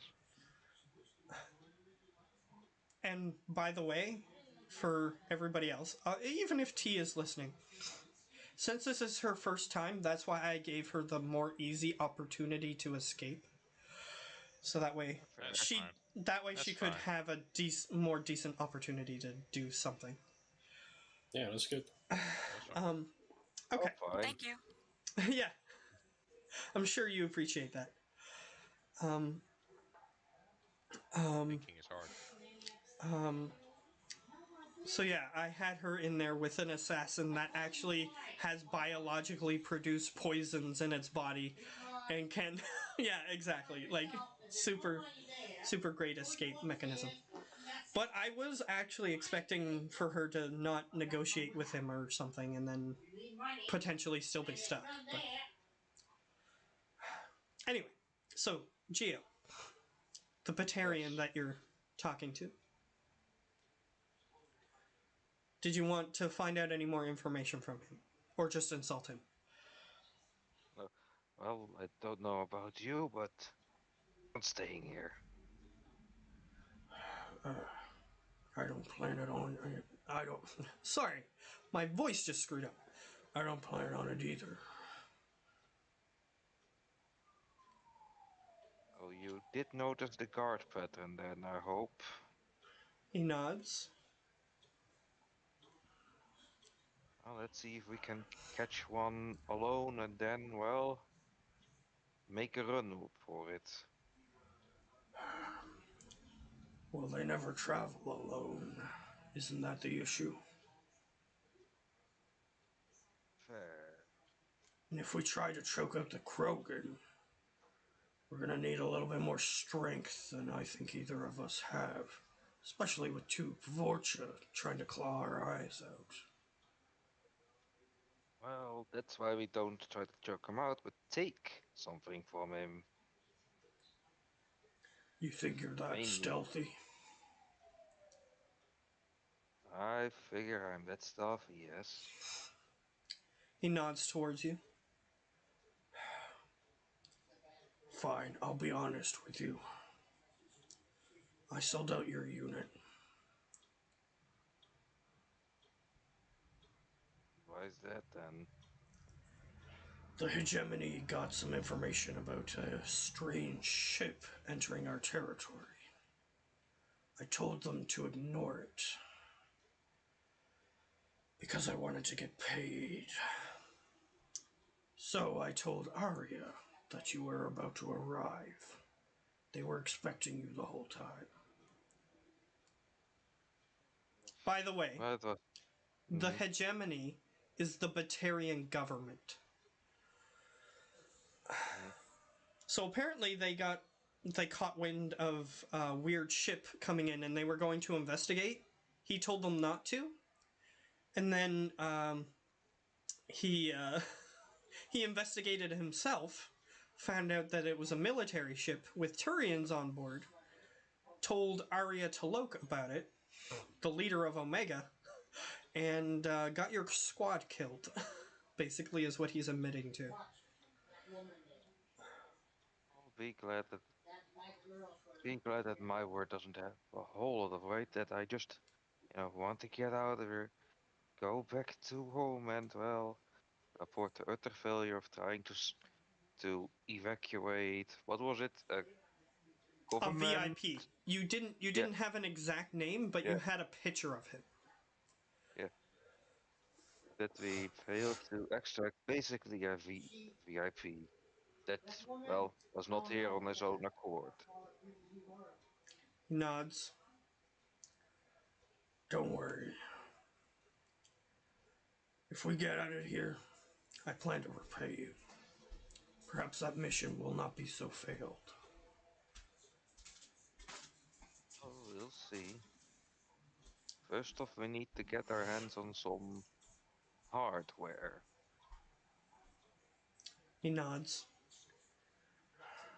I think I remember. I think I remember which way they took me. When they took my items off me. If you get me out of here, I'll bring you right to it. Well, it seems like we have a plan then. He nods. By the way, your special little thing, because everybody else got a special little thing. You have a contact in the Turian military, so if you want some backup, you can get some backup. That's your special little thing. But currently I don't have that on because Yeah, you don't have a way of contacting them right now. Is the problem.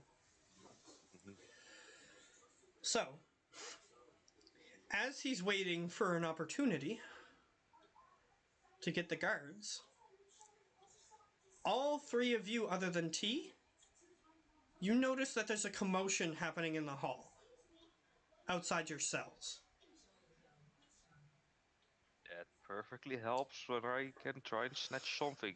A gun, a key, whatever I can get my hands on. Okay, so I'm going to roll a die to see where your cell's positioning is. So I'm going to see, because I haven't determined what you guys' cell's positioning is. So I'm going to roll some just like numbered dice to see what order you guys are in. And I'm going to start from the torture room door and go to the exit door of this building. So that's going to be fun because you guys don't know that.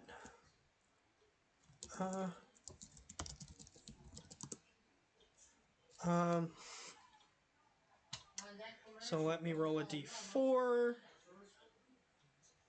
Okay. So who wants to go first? Which one of you all wants to go first? Well, let's shoot myself. Oh, there he goes already. Okay. For what? Order this is just to for see- random order. I'm determining what order your guys' cells are in, so that way I can tell who's closest to what cell, basically. Okay. So, Yumba went first, I guess? Sure. Okay. No. Oh gosh, Hey, cat. I can't. I hear the bird. I need to... How do I fix this? Yeah, I need to roll... Should I roll 1d something? Okay, I'm gonna do it in roll 20. Screw it. I rolled the d4 already, but... 1d3. So this is, Geo, because he said he wanted to go first, but Yumba went first instead. So... I know what that means, you guys don't. So who wants to go next? Olaf or T? I can go. Okay. Okay, great.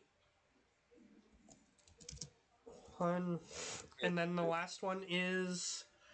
Okay. T, that automatically gets placed because there is no 1d1. Yeah, exactly. That's just a 1. Yeah, exactly.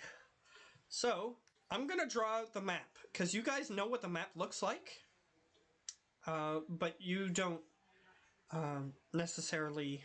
You might not necessarily be able to do anything in the situation. So I'm gonna draw out the map, and I'm gonna use red, because this is Blood Pact territory, so red seems fitting. Okay. This is the hallway.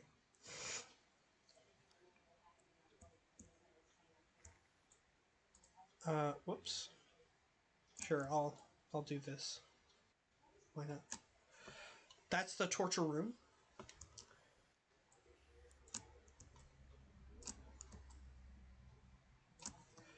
This is the other door that you don't know where it goes, but it appears to leave the building. This. So this is Geo's cell. This is Yumba's cell. This is T's cell.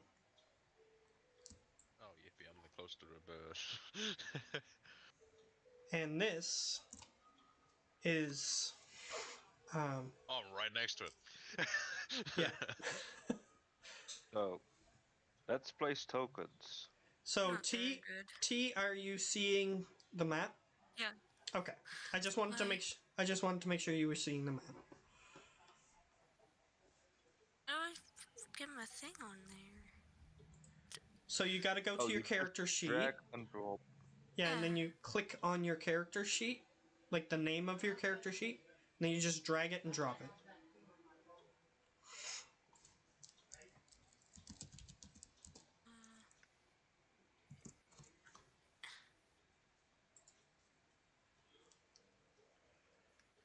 Hang on.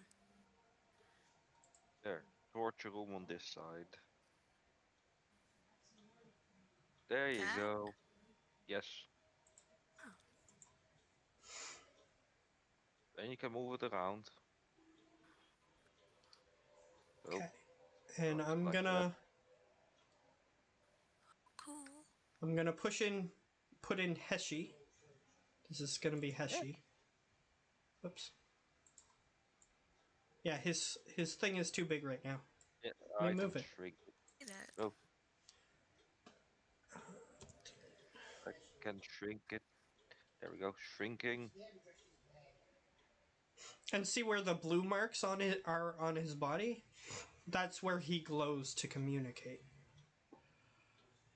So you are on this side of the room, and he's on this side of the room right now.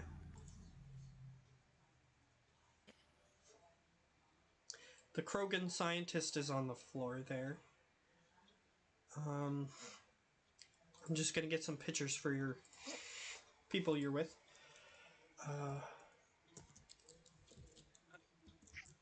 Don't mind me grabbing a drink. Again. I'm a thirsty man. Fair I might have gone to 6 liters today already, but I want more. That's too much, man. I also piss a lot. That makes sense when you drink that much. I just consume piss and all the good shit of life. You consume piss. piss. He consumes Consume piss. piss. It is drinkable, it just doesn't taste good. He consumes piss. Yes, my wording is very bad, I know. When you're not native English. Yeah, it's fine. I just love that that's what he said. It is confirmed now in the geolore. He knows drink piss. Hold on. Let me bring you my piss. I don't want No. to.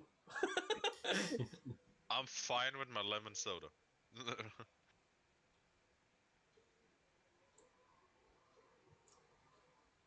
This picture is weird. Deal with it. Enjoy my piss when it's not piss, just orange. Enjoy my piss. That's another quote. Well, you want to see it? No, I don't. And see, there's the Volus. That's what he looks like. It's kind of fitting that the picture's screwed up, because now he's small. He is very squished and very small. I'm squishing small. The Krogan is with a Vorcha. Let me just make him a tiny bit longer so that there we go. Normal-ish size.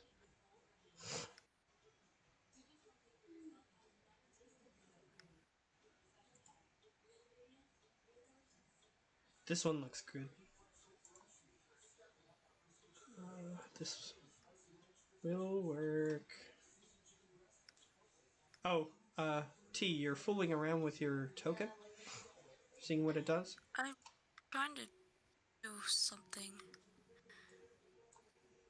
What? Because This is- I added a picture to it, and I don't know how to get rid of this one. So Oh, where did you put it?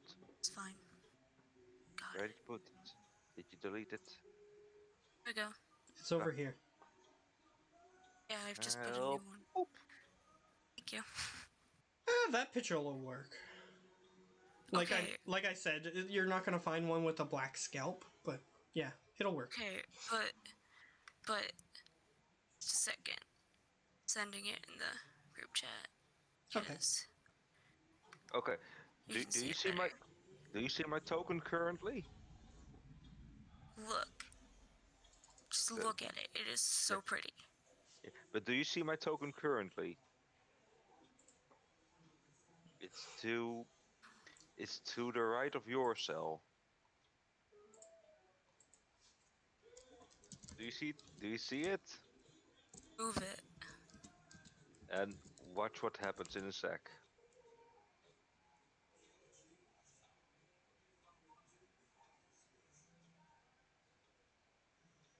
You do that by holding your token as you drag it around with your mouse and then right clicking. Move the position you want, then to next position, then to next position, and then to the position you want to end it up in, you drop it there. Oh.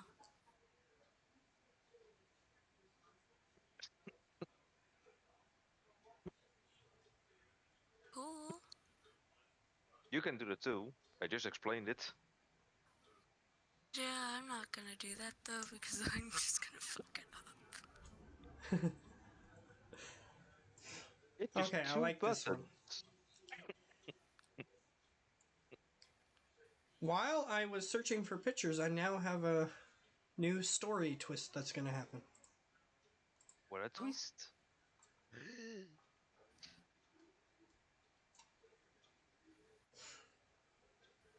Well, I'm closest to the door that I wanted to be. This is the Batarian. There we go. He doesn't have his armor on, but Hmm. of course you guys don't have your armor on either. So Well, I do. I've semi well, armor. except him, just because they don't want to spend money on a prisoner. So Okay, the picture in Geo's background, Hmm. I had to draw that in my art class last year. Yeah, the one I have is not the real deal. No, it's fake. that's a print. It was annoying to draw. I hated it. What he has is a print, but it's still a pretty famous picture. Holland, baby. It's called like "Woman with Pearl Earring" or something. It's pretty famous. The girl It's with called the the pearl. pearl earring. Yeah, Dutch version is translated immediately to English is the girl with the pearl. Interesting. Well, either way, I'm gonna. I guess I have to pull out some enemies for you guys to look at.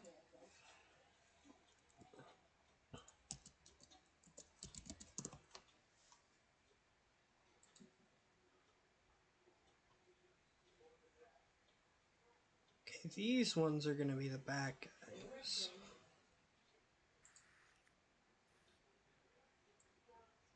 Because I think this is actually a picture of an actual Blood Pack member from the game.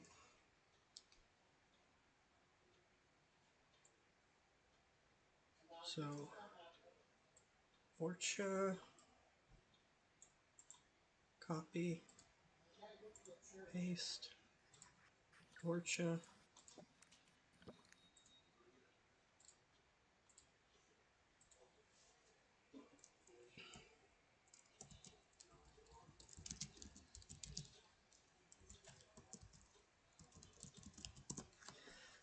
Um,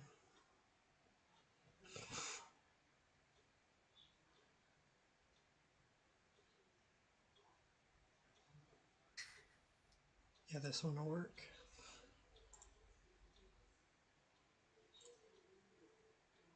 No, stop it.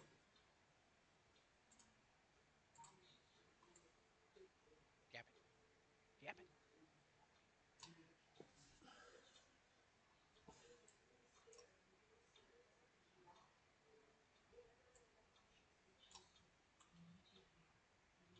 It's wide. It is. There you go. There's the Krogan there. And I'm never gonna find a Krogan in a lab coat, so I'm just gonna copy this guy. Is this Krogan in heavy armor? Yes. It's fully suited. Oh, so I can't like pry it off. You can try if you want to stick around to try to pry it off. Oh, that's gonna take some Put it time. on. Yeah, that would Yep. take time, yeah. It's Damn. also blood pack armor, so unless you customize it to be a different color, then you would look like a blood pack member, which would have its upsides and downsides. Mm-hmm. And we don't want any of the downsides. So, this guy here, is going to be upside down, because he is on the floor unconscious. Oh, gorgeous! I thought it was fucking dead. He's unconscious. She hasn't examined him to see if he's dead or not.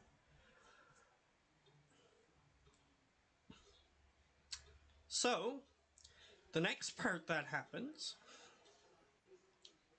of course, like he would, this guy walks forward to try to get into the cell.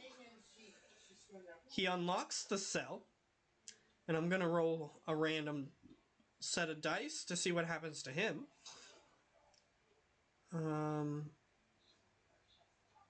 Where's my dice roller? There it is. And he has... And then...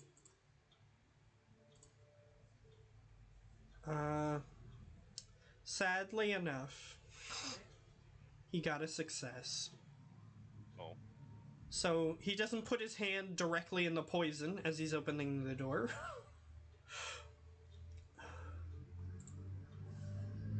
So he comes inside to check on the scientist. Now let's poison another Krogan. But the door to the cell is open.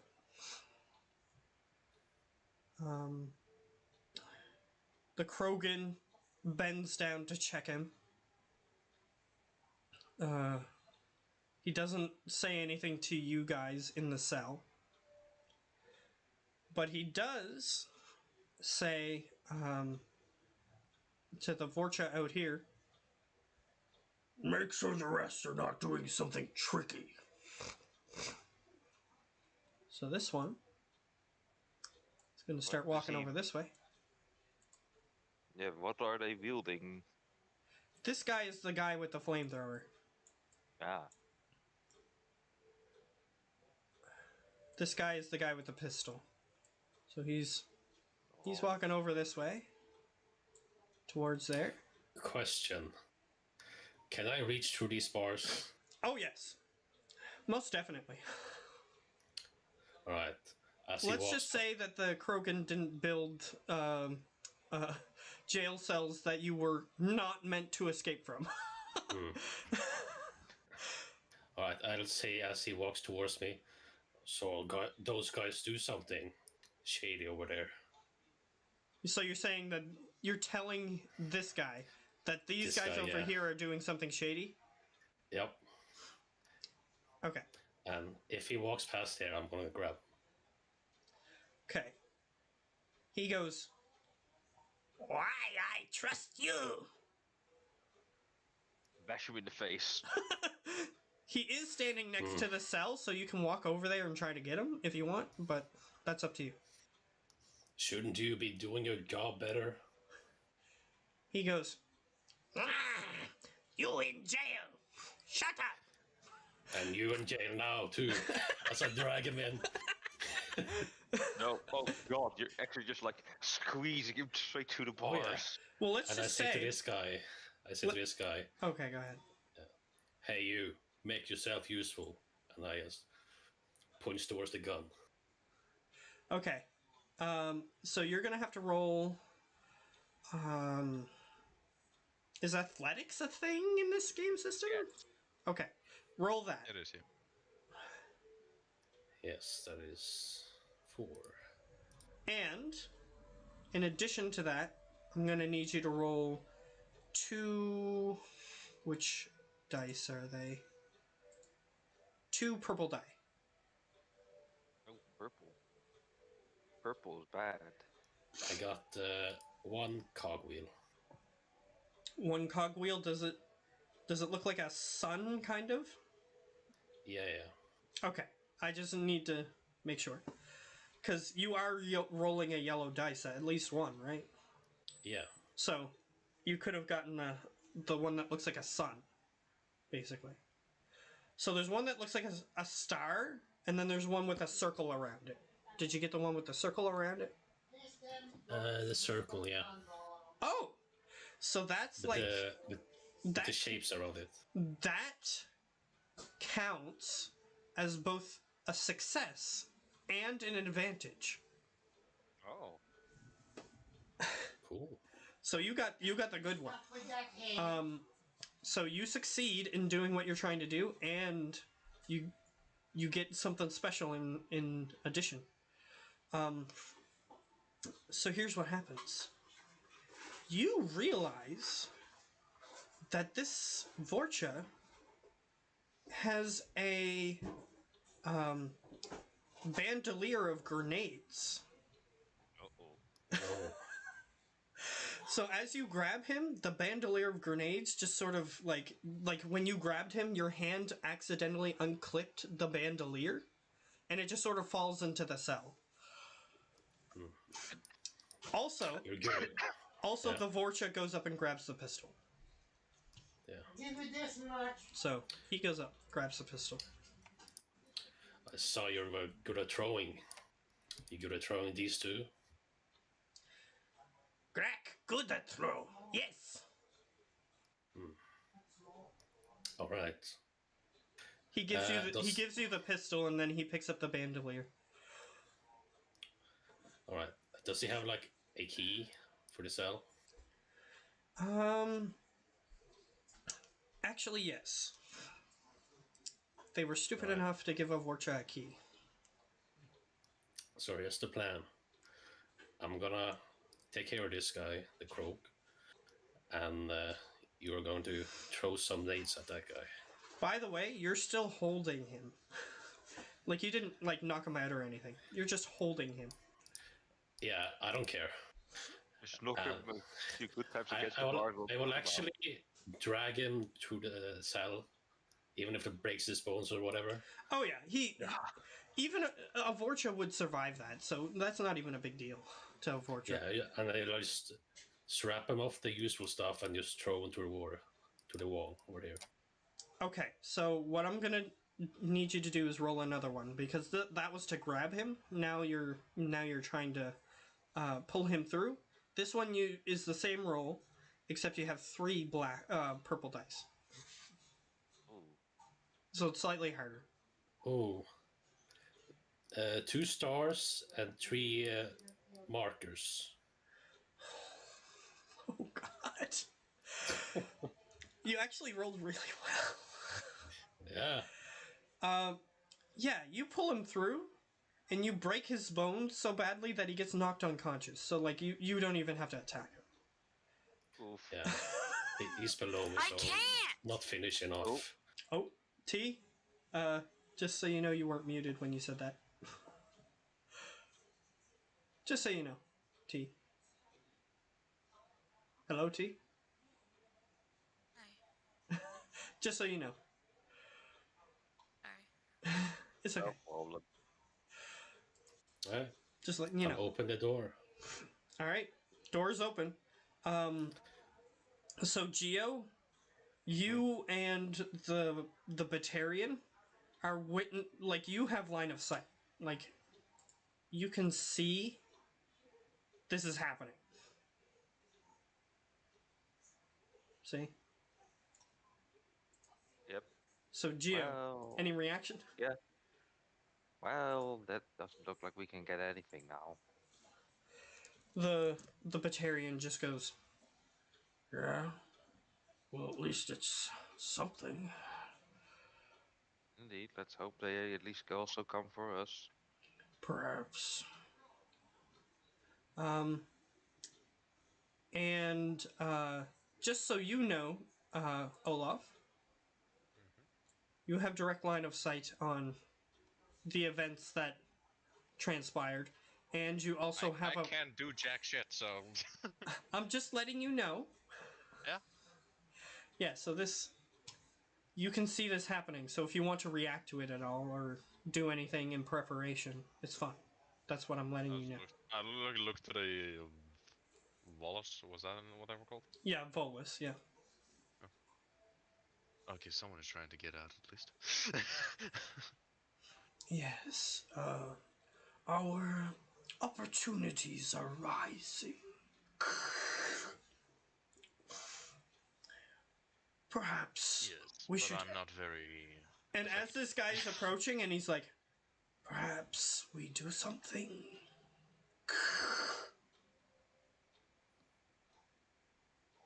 So this guy is walking over, and this is happening while this guy is getting crunched. Yeah, he's like in a heap on this side of the cell. The pile of bones. Does he have a visible pistol or something on him? He has a flamethrower. It's a flamethrower. That was the flamethrower guy. Okay. Yes. Yeah. So the guy in the cell has a shotgun. Yeah, this guy here has a shotgun.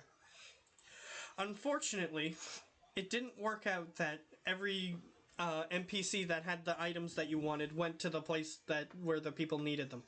Unfortunately. Like he didn't the shotgun guy didn't go to the place where the person needs a shotgun. Yeah, what am I supposed to use this tiny gun for? This toy gun. Is that what you say to the guy?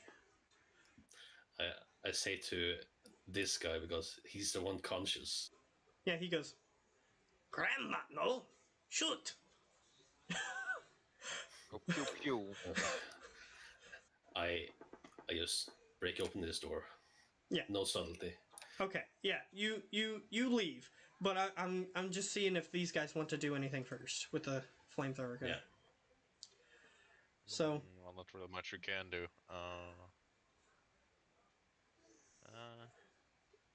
Time to break some eggs. Actually, how is the flamethrower set up? Can I, if I can like get a handout, can I like make it overload? Oh, it does have mechanisms in it, like it has machineries and stuff. Can I try using my mechanic skill and make that thing blow up? oh no. That is a thing you can try. Oh no.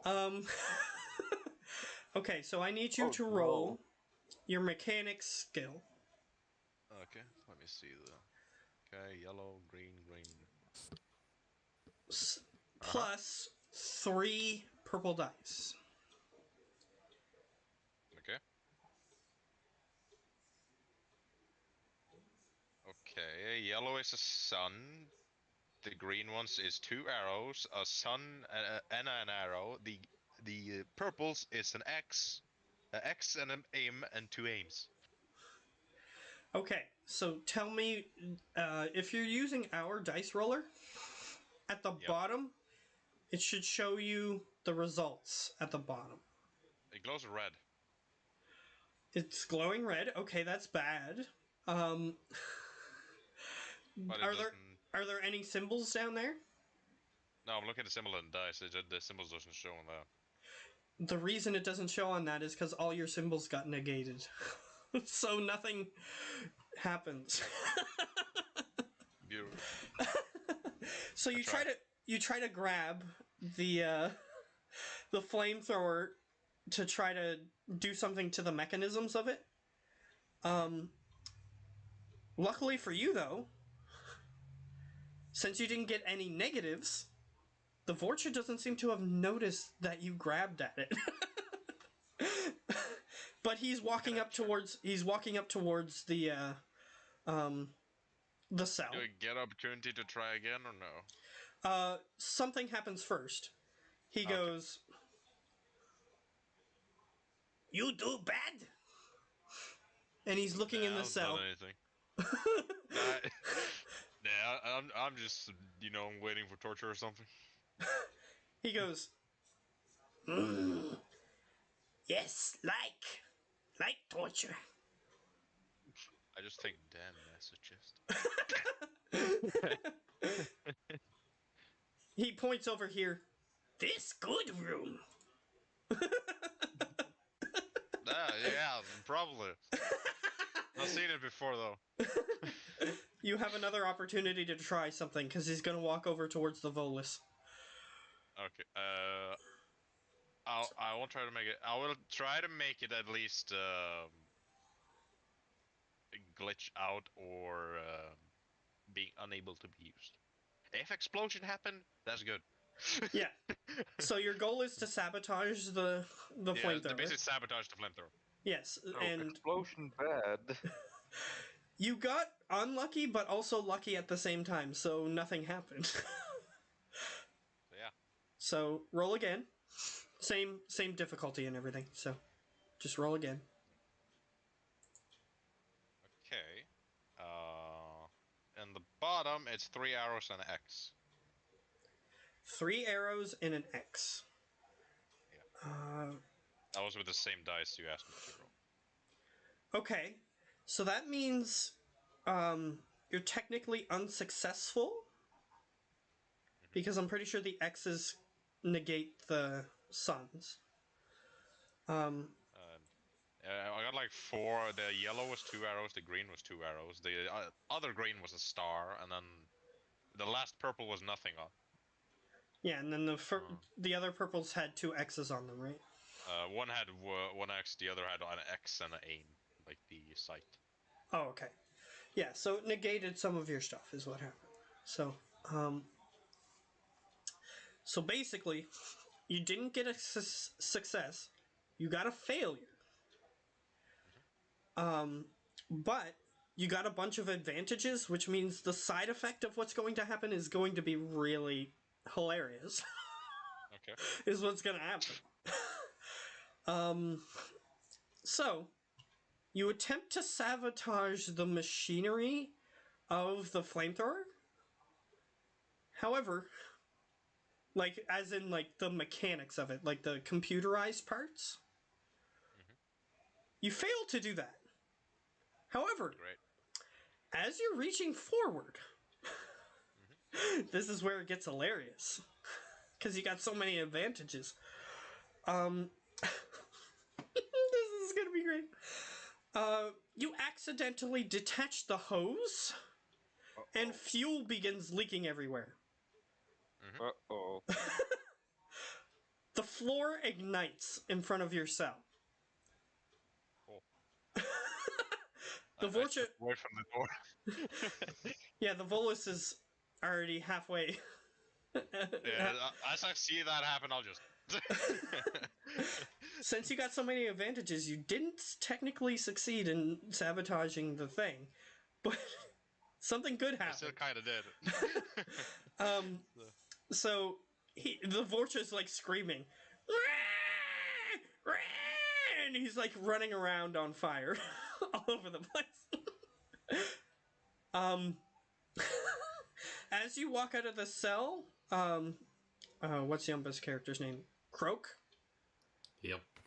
You see suddenly the floor over here lights on fire and this Vorcha's running around on fire.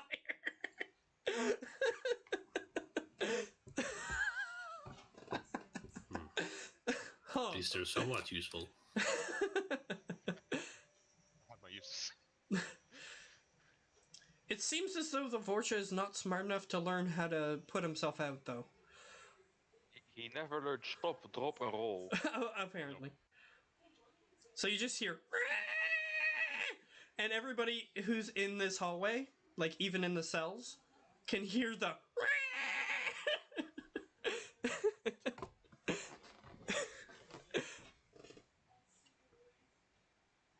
just look at the Volus and... I tried. The Volus says, "You succeeded. Yeah. The door isn't open yet, though. Yeah, unfortunately, you're still stuck in there. But he's running around on fire.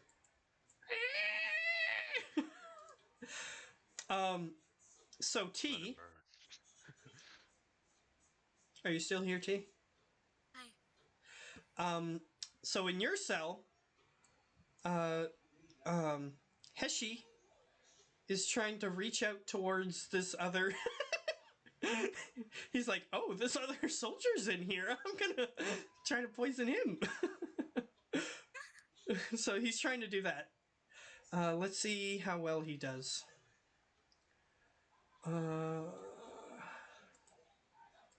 Heshi. Yeah, he has these.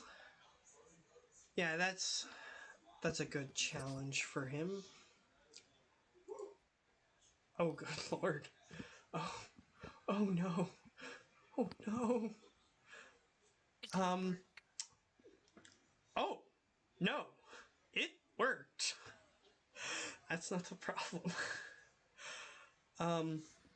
You know how Olaf just got some good side effects based on what he rolled? Yeah, Heshi got some bad side effects. Oh god. So, however, he rolled a bunch of successes. So he's got bad side effects, but he succeeded in what he was trying to do. So he reaches out towards this guy, green dripping off his tendrils. He's got like 2 tendrils reaching out towards him. And he manages to like wrap his tendrils around the Krogan's neck. And he's like pulling him towards him and like choking him out as well as like poisoning him. However, this Krogan is slightly more military trained than the other Krogan. He manages to get his Omni Blade, which is his part of his Omni tool on his arm, and he just reaches up and slices off the 2 tentacles that were grabbing him. And he still, however, was poisoned enough to fall to the floor unconscious. However, 2 of Heshi's tentacles are now bleeding profusely and are no longer useful. Heshi probably can't walk anymore. And you hear on your translator a loud screaming sound as that happens.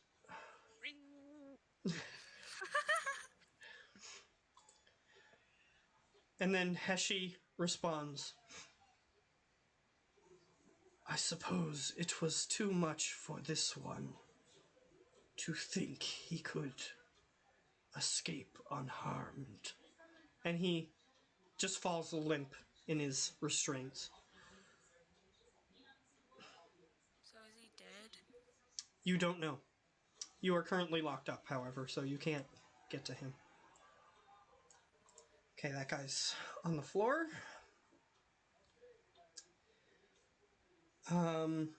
This guy's still running around on fire. So does anybody want to do anything? I would like to casually go over here and shoot him with a gun. Okay, so you have a handgun? Sure. Okay, so you still have the handgun? Is someone gonna like unchain me from this fucking wall at some point? Yes, probably.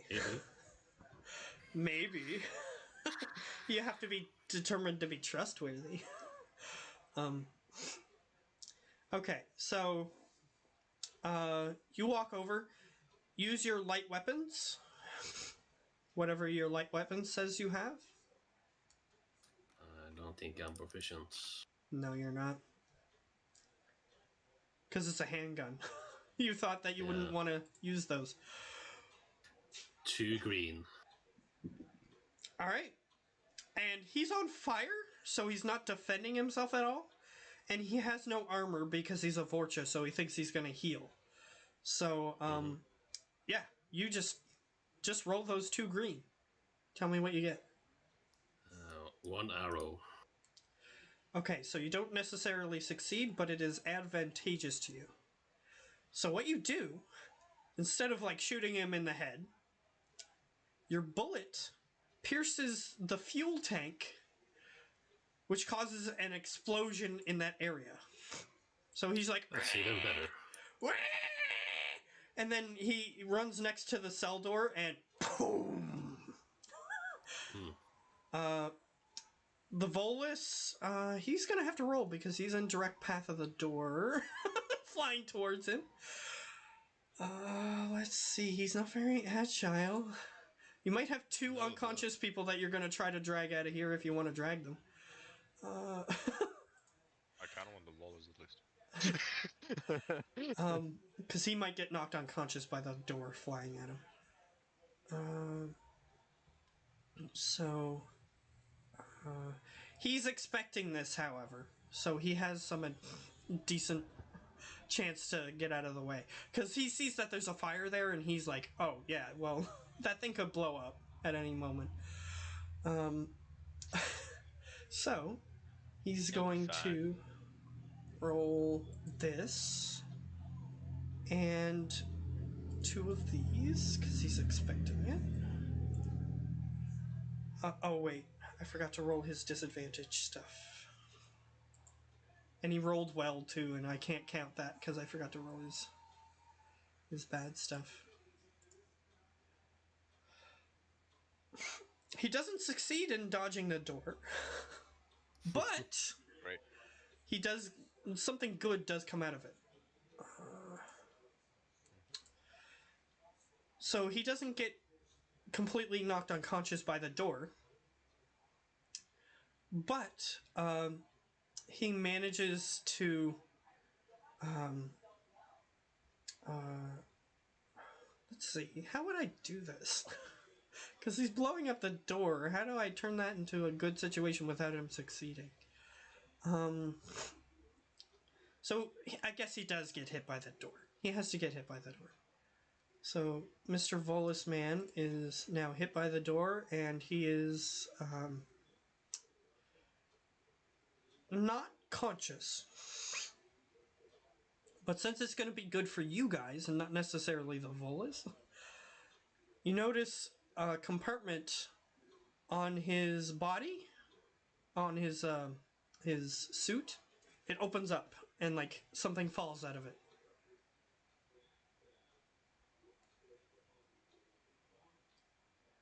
So he's unconscious, but something fell out of his exosuit. Oh, can I see what it is? Sure. Do you want to grab it? Mm-hmm. It appears to be a credit chit, which is money, basically. Interesting. So you can decide what you want to do with that. All right. I just keep going. I go to I will this room. hold on to it for now. Okay. Yep, you go to that room. The door is open. However, Yeah. the 2 Krogan that are in that room are unconscious. I just... do I see who did this, these Krogans? One of these 2? You can examine them with a medicine roll. And you'll have to use 2 purple dice if you want to roll that. I mean, I would just more like glance using perception or Okay, something. if you're just glancing, then you see that they're covered in a green substance. You do this. Looks at blue person. So T, are you there, T? Hello? I'm still here. Okay. So I didn't go nowhere. Yumba's character, which is a Krogan, the big bulky He's in guy. my cell. Yeah, he's in your cell, and he's asking you if you did this. Knocked out the Krogan on the floor. Kind of. It was my idea. So that's what she says. Impressive. And I pick up the shotgun from this guy. Yeah, it's nothing special. It's also not well maintained. Let me see. No, not that one. Let me scroll down to the shotguns here. Should just take a second.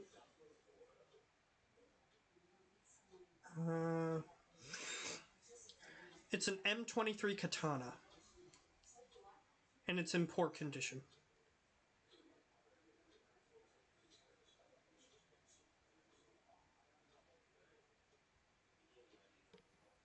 Okay. Just so that way you know. So that way you can put that on your sheet if you want to keep it. What's the conditions meaning? I'm not 100% sure, but I know that condition factors in. Let's see. Because everybody's armor and stuff, when you actually go to get that, right now everybody's armor and stuff is good condition or whatever.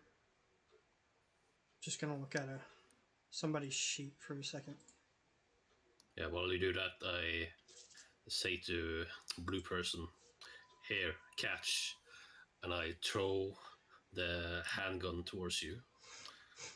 If you fail to catch it, that's up to you. Who? Blue person. Yeah, story. She's chained to the wall. Yeah, but I like throw it towards one of their hands. Okay, that's fine. So I need to look at the skills here. Do I have to roll? Yes, So I just can need to. catch it? Yes, so I'm just looking up Okay. what you need to roll. Just need the color.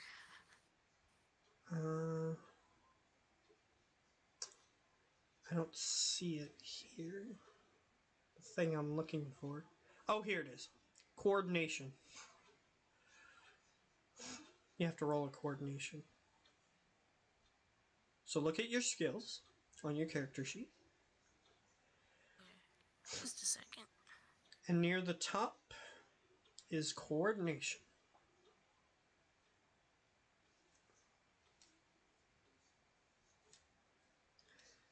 It's got an AG next to it. It's the first thing on the list that has an AG next to it.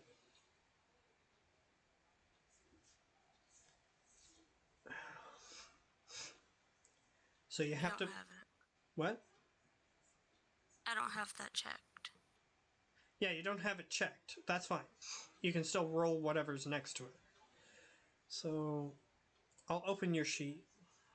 2 green. Yeah. So, yep. Yep, 2 green. So put 2 green there. And since you're stuck to the wall, you have to put two purple. And then roll that.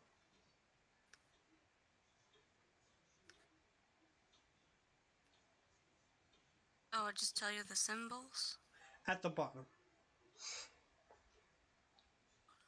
If there are no symbols, then that means that it's nothing. But Hang on. This makes it easier.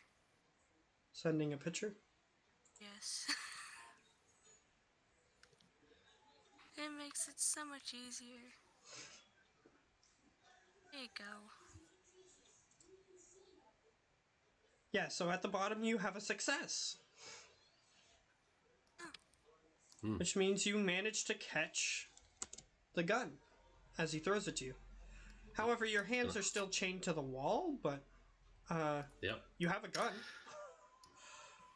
And I say, you've earned it, and then I leave. Come on, shit rower. Name gun! And I move towards this door. Alright. I just want to be unchained from the wall. Okay, so here's something you can do, even though it might not seem like a thing you can do. I'm just gonna help her a little bit, because this is her first time. You have a gun. You can Yeah. shoot the chain that's attaching you to the wall. Oh. I knew this. I'm That just was the helping you a intention. little, so. So he did help you, even though it seemed like he was very callous and didn't help you. Okay, well, I want to shoot the chain. All right. So you do you have ranged weapons light? Yeah. Okay, you're good at that. Let's see. Ranged weapons light. Where's that at? Oh, there it is. Oh, that's weird. What? You can't have an agility of 0. You just have 2 yellow things? Is that how that works? I guess that's how that works. Your green ones get replaced with yellow ones? I don't know. That's weird. Yeah. Well, either way, you rolled Yes. 2 yellow. The yellow are more useful than the green anyway, but I thought you added the green on top of the yellow, but I guess not. Okay, so I Again, have. depending on how many points you have, it changes the greens to yellows. Okay. So do I do 2 yellows and 1 green, or No, just 2 you do yellow? just 2 yellows.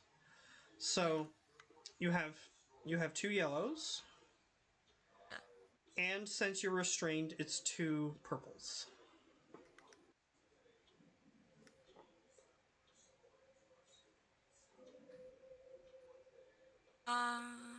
Tell me what you got, or you can send a picture if you want. That's what I'm doing. Great.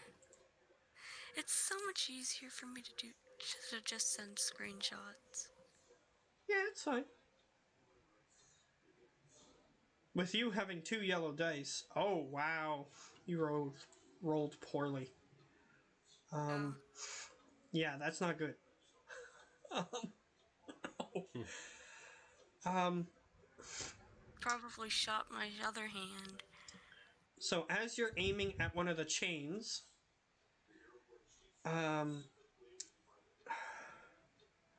yeah, here's what's gonna happen. The bullet deflects, and sorry, I gotta do this. The bullet deflects, and you see it hit the jellyfish on the other side of the room. Oh, I'm sorry. Damn. Did I kill Bastard. him? You don't know. You killed Heshi! You bastard! I don't need to. I know. Because it was not only a failure, but it had a bad consequence to it, so I had to make something happen. Sad. Rest in peace, Heshi. Let me just say that you Someone don't. go check to see if he's dead. You can roll a medicine check. Do you have medicine?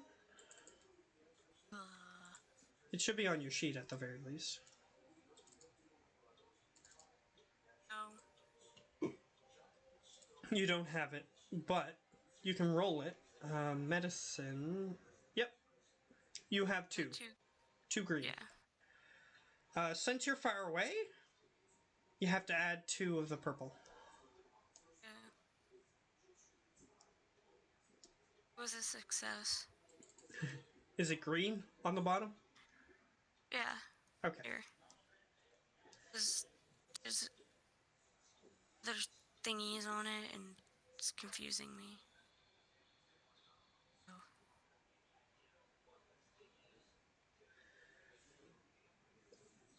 Okay, just... That's what it is. That is a single success, which means you succeed.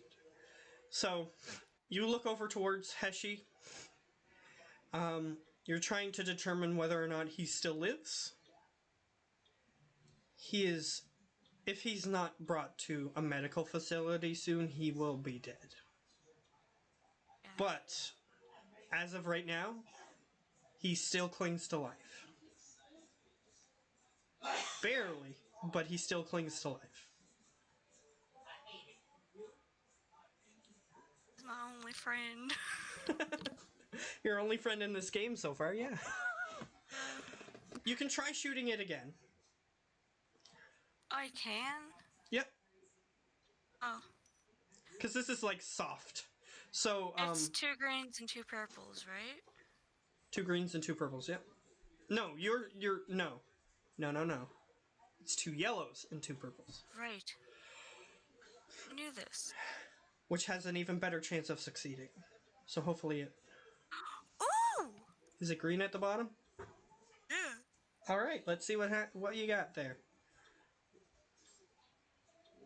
Just a second. Because if you rolled really well, I'm gonna do magic bullet where you like deflect the bullet and like hit Revive the jellyfish. revive the jellyfish. Okay, so let me see. You succeed in what you were trying to do, but there is a negative consequence, is what that means. So you managed to free yourself. However, this time the bullet deflects not into the jellyfish, but into your leg. You are considered injured. If you want some more, you want to take it out of there. Right? Okay. You're not having great luck with these bullets. But That's okay.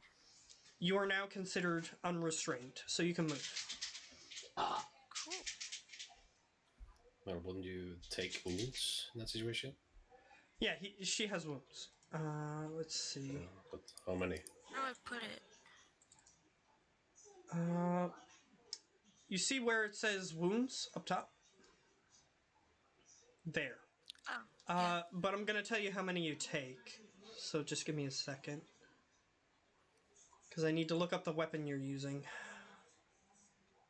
Is that where is a pistol?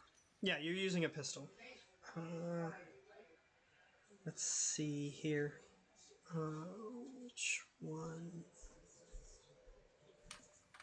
Let's see.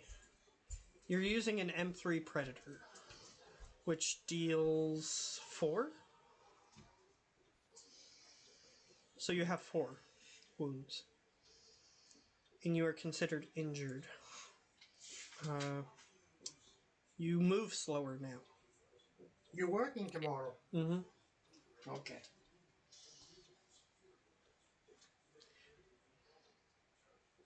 So, what do I put for it? So your wounds, Yeah. see where it says current? And it's light blue or aqua blue or whatever? Put 4 there. Well, actually, what is your Threshold is 11. your My soak brawn? is Your 2. brawn is 2. So you actually take Oh. 2. Guys, I got to go. Okay. Well, Yeah. before you go, Oh. would you like to say something before I leave you in your cell? Look, you clearly need someone that can provide medical attention or at least fly a ship. Did you steal piloting from me? Does he It's have... called lie. It's called lying. No, I can I just look at you. No, I don't. Matthew, what do I put Burst for in the door. threshold? What? What, T? What do I put for threshold? You have 11. Yeah. So just leave Well- it at 11. Okay. Well, if not that, you at least need someone that can fix a ship, if not for a pilot. Can I open this door, by the way? For fuck's sake. Yeah. As you approach the door is unlocked. Alright. And it's a mechanical door. It senses your presence and automatically opens. Yeah, Joba, you know what? Fuck you, you just were stalling me for time. I'm just playing a Krogan, dude. You are a Turian, so he doesn't trust you. See ya next time. All right. See ya. Go. The Batarian says, ignore him. You just need more bodies to throw at the enemy.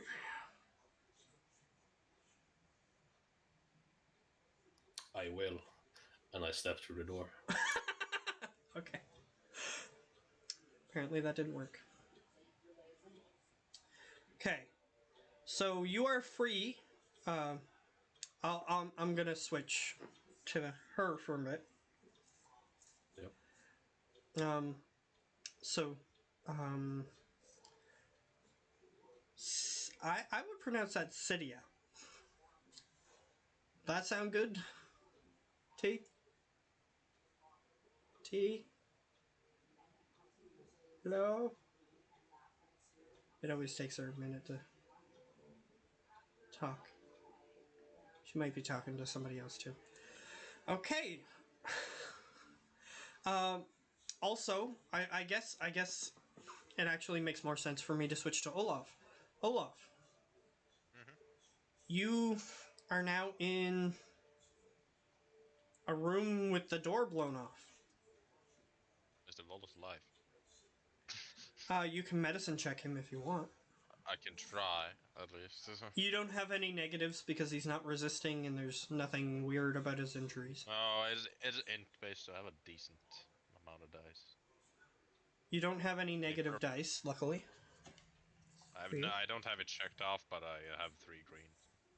Well, what I'm saying is you don't have any of the negative dice that I would normally give. Because he's not resisting and there's nothing odd about his wounds. Okay, that's a success. There's a star and arrow. Okay. You check him. He's fine. He's just got a concussion, probably. Okay, is it still burning outside myself? There's fire, but you could walk through it without getting damaged. Okay. Can I try to... He has a concussion. Is he... would I know if it would be smart to wake him or not? You can attempt to perform another medicine check that's harder to attempt to wake him up. Okay. It would, like, you don't know. You don't, if you woke him up, like, he might be able to do something, but you don't know his actual personality. I'll try. This the same amount of dice, or?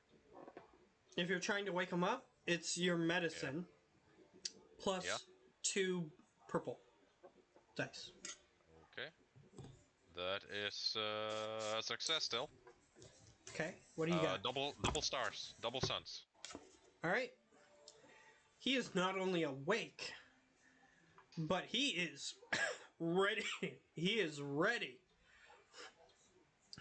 As you wake him up, he like goes and then pushes the door off of himself and then gets up. Okay, let's get the fuck out of here. He nods. And he's gonna start walking over this way. He looks into here. If you follow the line. okay, What's going on in there? he looks into here and he sees that is T back. God damn it.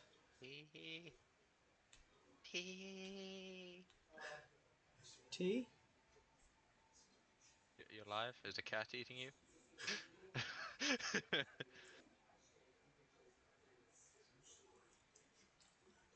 She was here just a second ago. Okay. You see them. Here's what I'm gonna do. I'm gonna say that she is going over here. Because she's free now. So, she can go over there. And she's gonna try to rescue her companion. But he's currently locked in. Hi, I'm back. Oh, T. He's back. I took the liberty of saying that you walked over to the jellyfish to see what you could do. I assume that's fine. Yes. Okay. Must make sure jellyfish is okay. Okay. You can try to do a medicine to, like, slow the dying process. If you guys want to. Yep. Yep. Love you too. It's what? We can hear That you saying is nothing. T. We can hear you. Okay, she's muted again. Okay. It's fine. Do you, Olaf, want to stop to try to free the jellyfish, or do you care?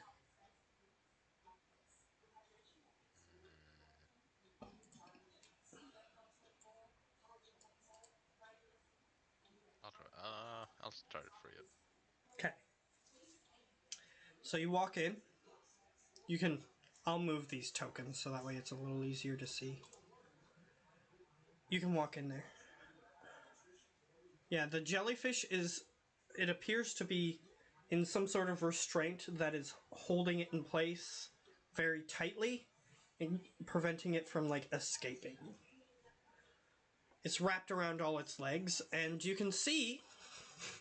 It's kind of obvious. There's a huge bullet hole in one of its sides. There's also damage to two of its tentacles. Okay. Is the Shari locked up too? No, the Asari is now free. She can move around. Because she finally succeeded in shooting the chain to free herself. Is it just those two in that room? Yes. Or is it some bodies in it too? No bodies. Okay. I'll try helping free the jellyfish. As I do that, she seems to think it's alive, right? She seems to be trying to free it at the very least. You can ask her if she thinks it's alive. But otherwise, you don't know. Okay, I think we all want to get out of here, but if that one is dead, I don't think it's the reason. Do you know if it is dead? I'll try to get T. T!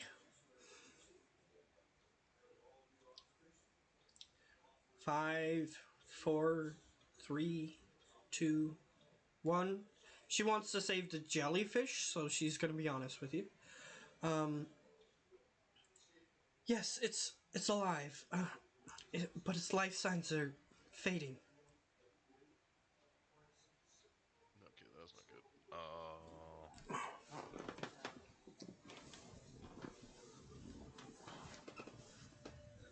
Can I try aiding her in stopping the dying process? Yes. Because it What seems like she's trying that, right? what that action does is gives her a blue dice if she's using a medicine. If you're aiding her, that's how that works in this system. I'll do that if she does that, if that's what she wants. Okay. 5. Oh well. Oh, I'll call her again. T. T. Okay. Nope. Um. Sure. She'll use a medicine check. I will roll it for her. Medicine. It's 2 green and a blue because you're helping her. Um,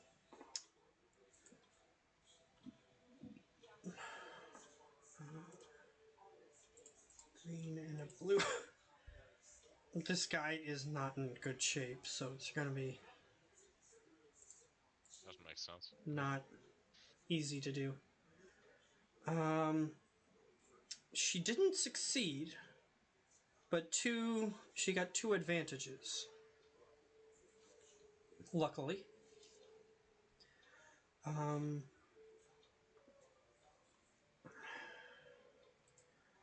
So what happens is she doesn't manage to stabilize him, but in the process of desperation, trying to get him safe, his restraint comes off, and he is now free for you guys to do something with.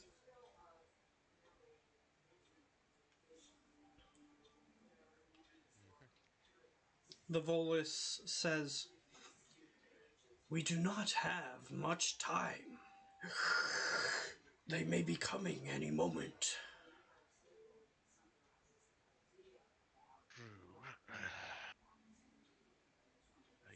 I'm of little help right here. If I am not the one to carry around a full body. If you are capable, ma'am, can you bring him with me and I can probably patch him up at a safer location?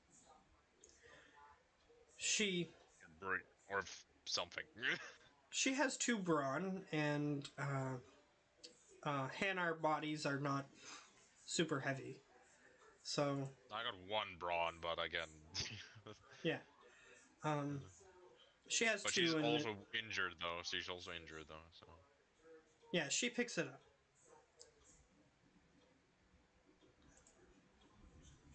T. Hi. Oh. She's in here now. Okay, T. Hi. You good? Okay. I took the liberty of saying that you tried to heal the jelly a little bit. And it didn't heal it, but what happened At least is help. you at least freed it from its restraint, so you can move it now. I'm just carrying a jellyfish with me. Yeah. Okay. It's decently sized. Like, the body of it is like the size of a big cat, and its tentacles are like adding bigger size to it. So it's a decently sized creature that you're carrying. Well, that's easy. I carry cats all the time.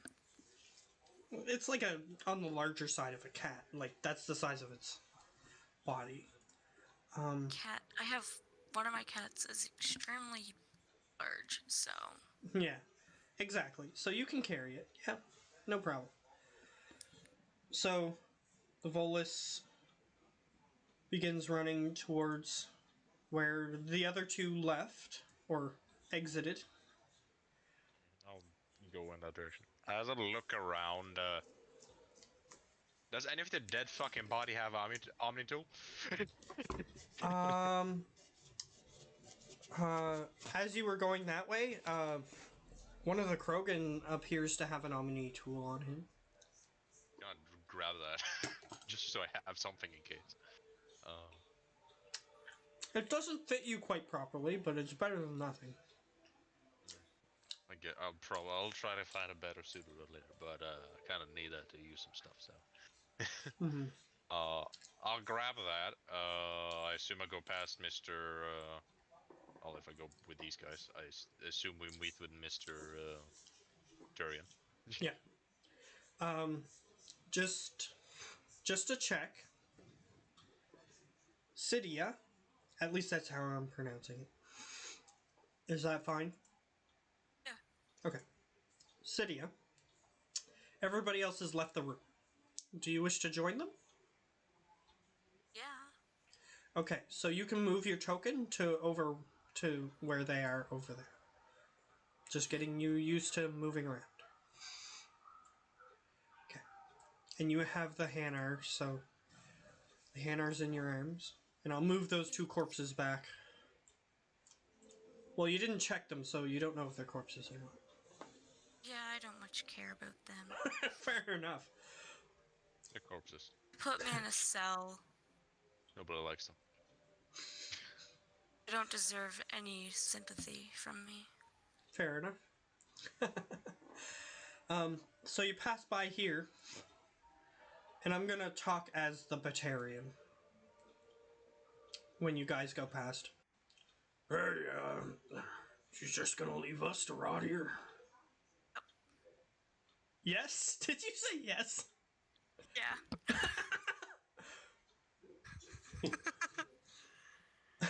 This is hilarious. I'm working with assholes.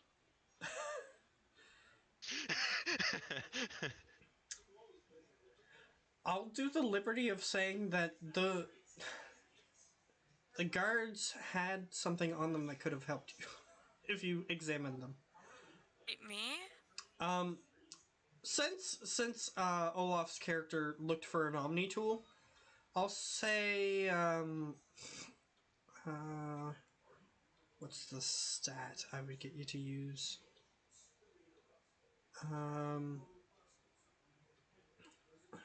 Let's see. Just use a perception, because there's no investigation in this game system, so that's the one we're gonna use. Any purple or just how my thing says? No. They don't have any hidden compartments or anything. So, just Double regular. suns. Double suns. Alright. You And look a at green bar, so you look at the one that has the lab coat on, because you assumed that that was the one that had the Omni tool. However, he didn't have an Omni tool on him. It was the other guy who did. But he does have something that you find perhaps useful. He has this what looks like a microchip on his person. As you approach the door, a light on the door glows green, and the door opens fully. And as you walk away from it, the door closes. take the shit. Alright, as you walk over to their cell, these guys' cell, a light glows green above it, and the door just automatically opens.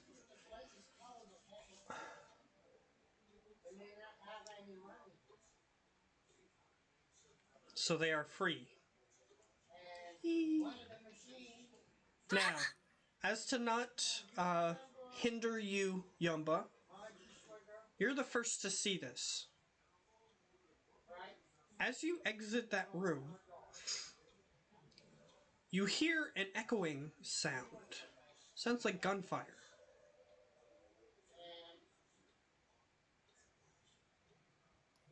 Which gun is it? Shooting at my jellyfish. Which what? Sorry, Which, Yumba? which gun is it? Sounds like a mix of guns. Like multiple guns firing. Okay. So it's hard to pinpoint out which one. You can roll a knowledge warfare if you want. Okay. This one? It's whatever your knowledge is. If you have a yellow die in it, just roll the... Yeah. But no, like, No, negatives. there's nothing on that Okay. check. A star and an arrow. Okay. You can pick out very specific gun sounds. However, you're not getting exact make and model. There's at least 5 shotguns shooting. 5 different shotguns shooting. There appears to be a submachine gun and a sniper rifle. Okay. However, each time you hear the sniper rifle shoot, one less weapon is firing.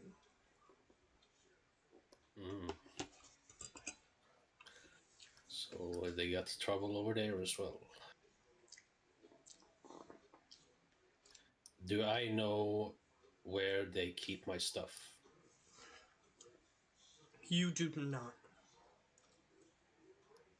And at this exit, what you see may surprise you. So here's what you see. You are currently standing on the exterior of the door. Directly in front of you is a railing To your left is a railing. To your right is what appears to be a catwalk. You glance over the railing slightly. You are on a very high area right now. Like, you can't see the ground from where you are. There's like this thick smog that's obscuring your vision from seeing the ground. Just gave me a lot of anxiety.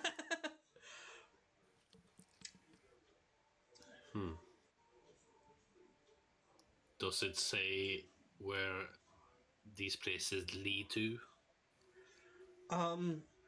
You look around. There's no markings.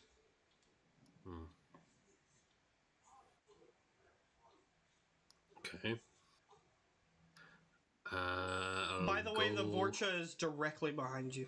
You can smell him with what he's been eating the past while. Gross. Okay.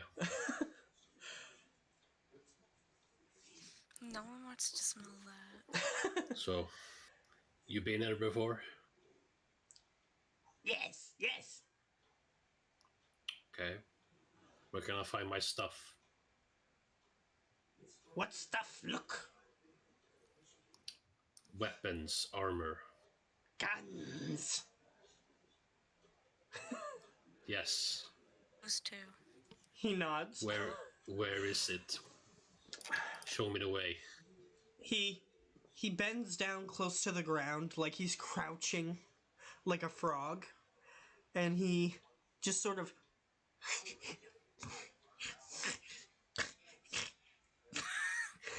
he's like sniffing the ground, and he goes, Smell guns. Yes, I heard some guns as well. No way, Captain Obvious. he goes, Guns this way. This way. and he starts running that way. Towards the firefight? He's not running towards the sounds. He's running along the catwalk that you're currently on, which leads to another, like... The easiest way to describe it is like an adjoining building. Okay, sure, I'll follow him. Alright? He bends down to the ground again and he starts sniffing. And he goes, Yes, guns, guns. and he keeps running. And then eventually he gets to a door. And he smells at the bottom of the door and he goes, Guns. Here. Here, guns. Okay, how sturdy does this door look? Is it like open? it's a mechanical door. So it's made of metal. It appears to have... Okay. It appears to have no discernible handle. So there's no Did way... the other door have a discernible handle? Sorry? Did the other door have a discernible handle? No. Okay, So it appears to be I'll it appears to be an automatic door with no handle. reduce to what I did the first door. You walk up to it, you see a light above it flash for a second, and then it turns red, and you hear beep beep beep, and then the door doesn't open. Okay. You want me to use my mind to open the door? I got an idea. I go back All right, you start heading to back the to prison cell. the prison cells. Yes.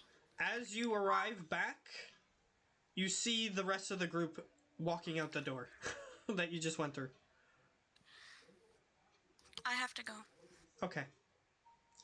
We'll And I won't be able- we'll probably end it here. Yeah, I can't this join week. back after. Yeah. All right. We'll end this here. So the group reunites and we'll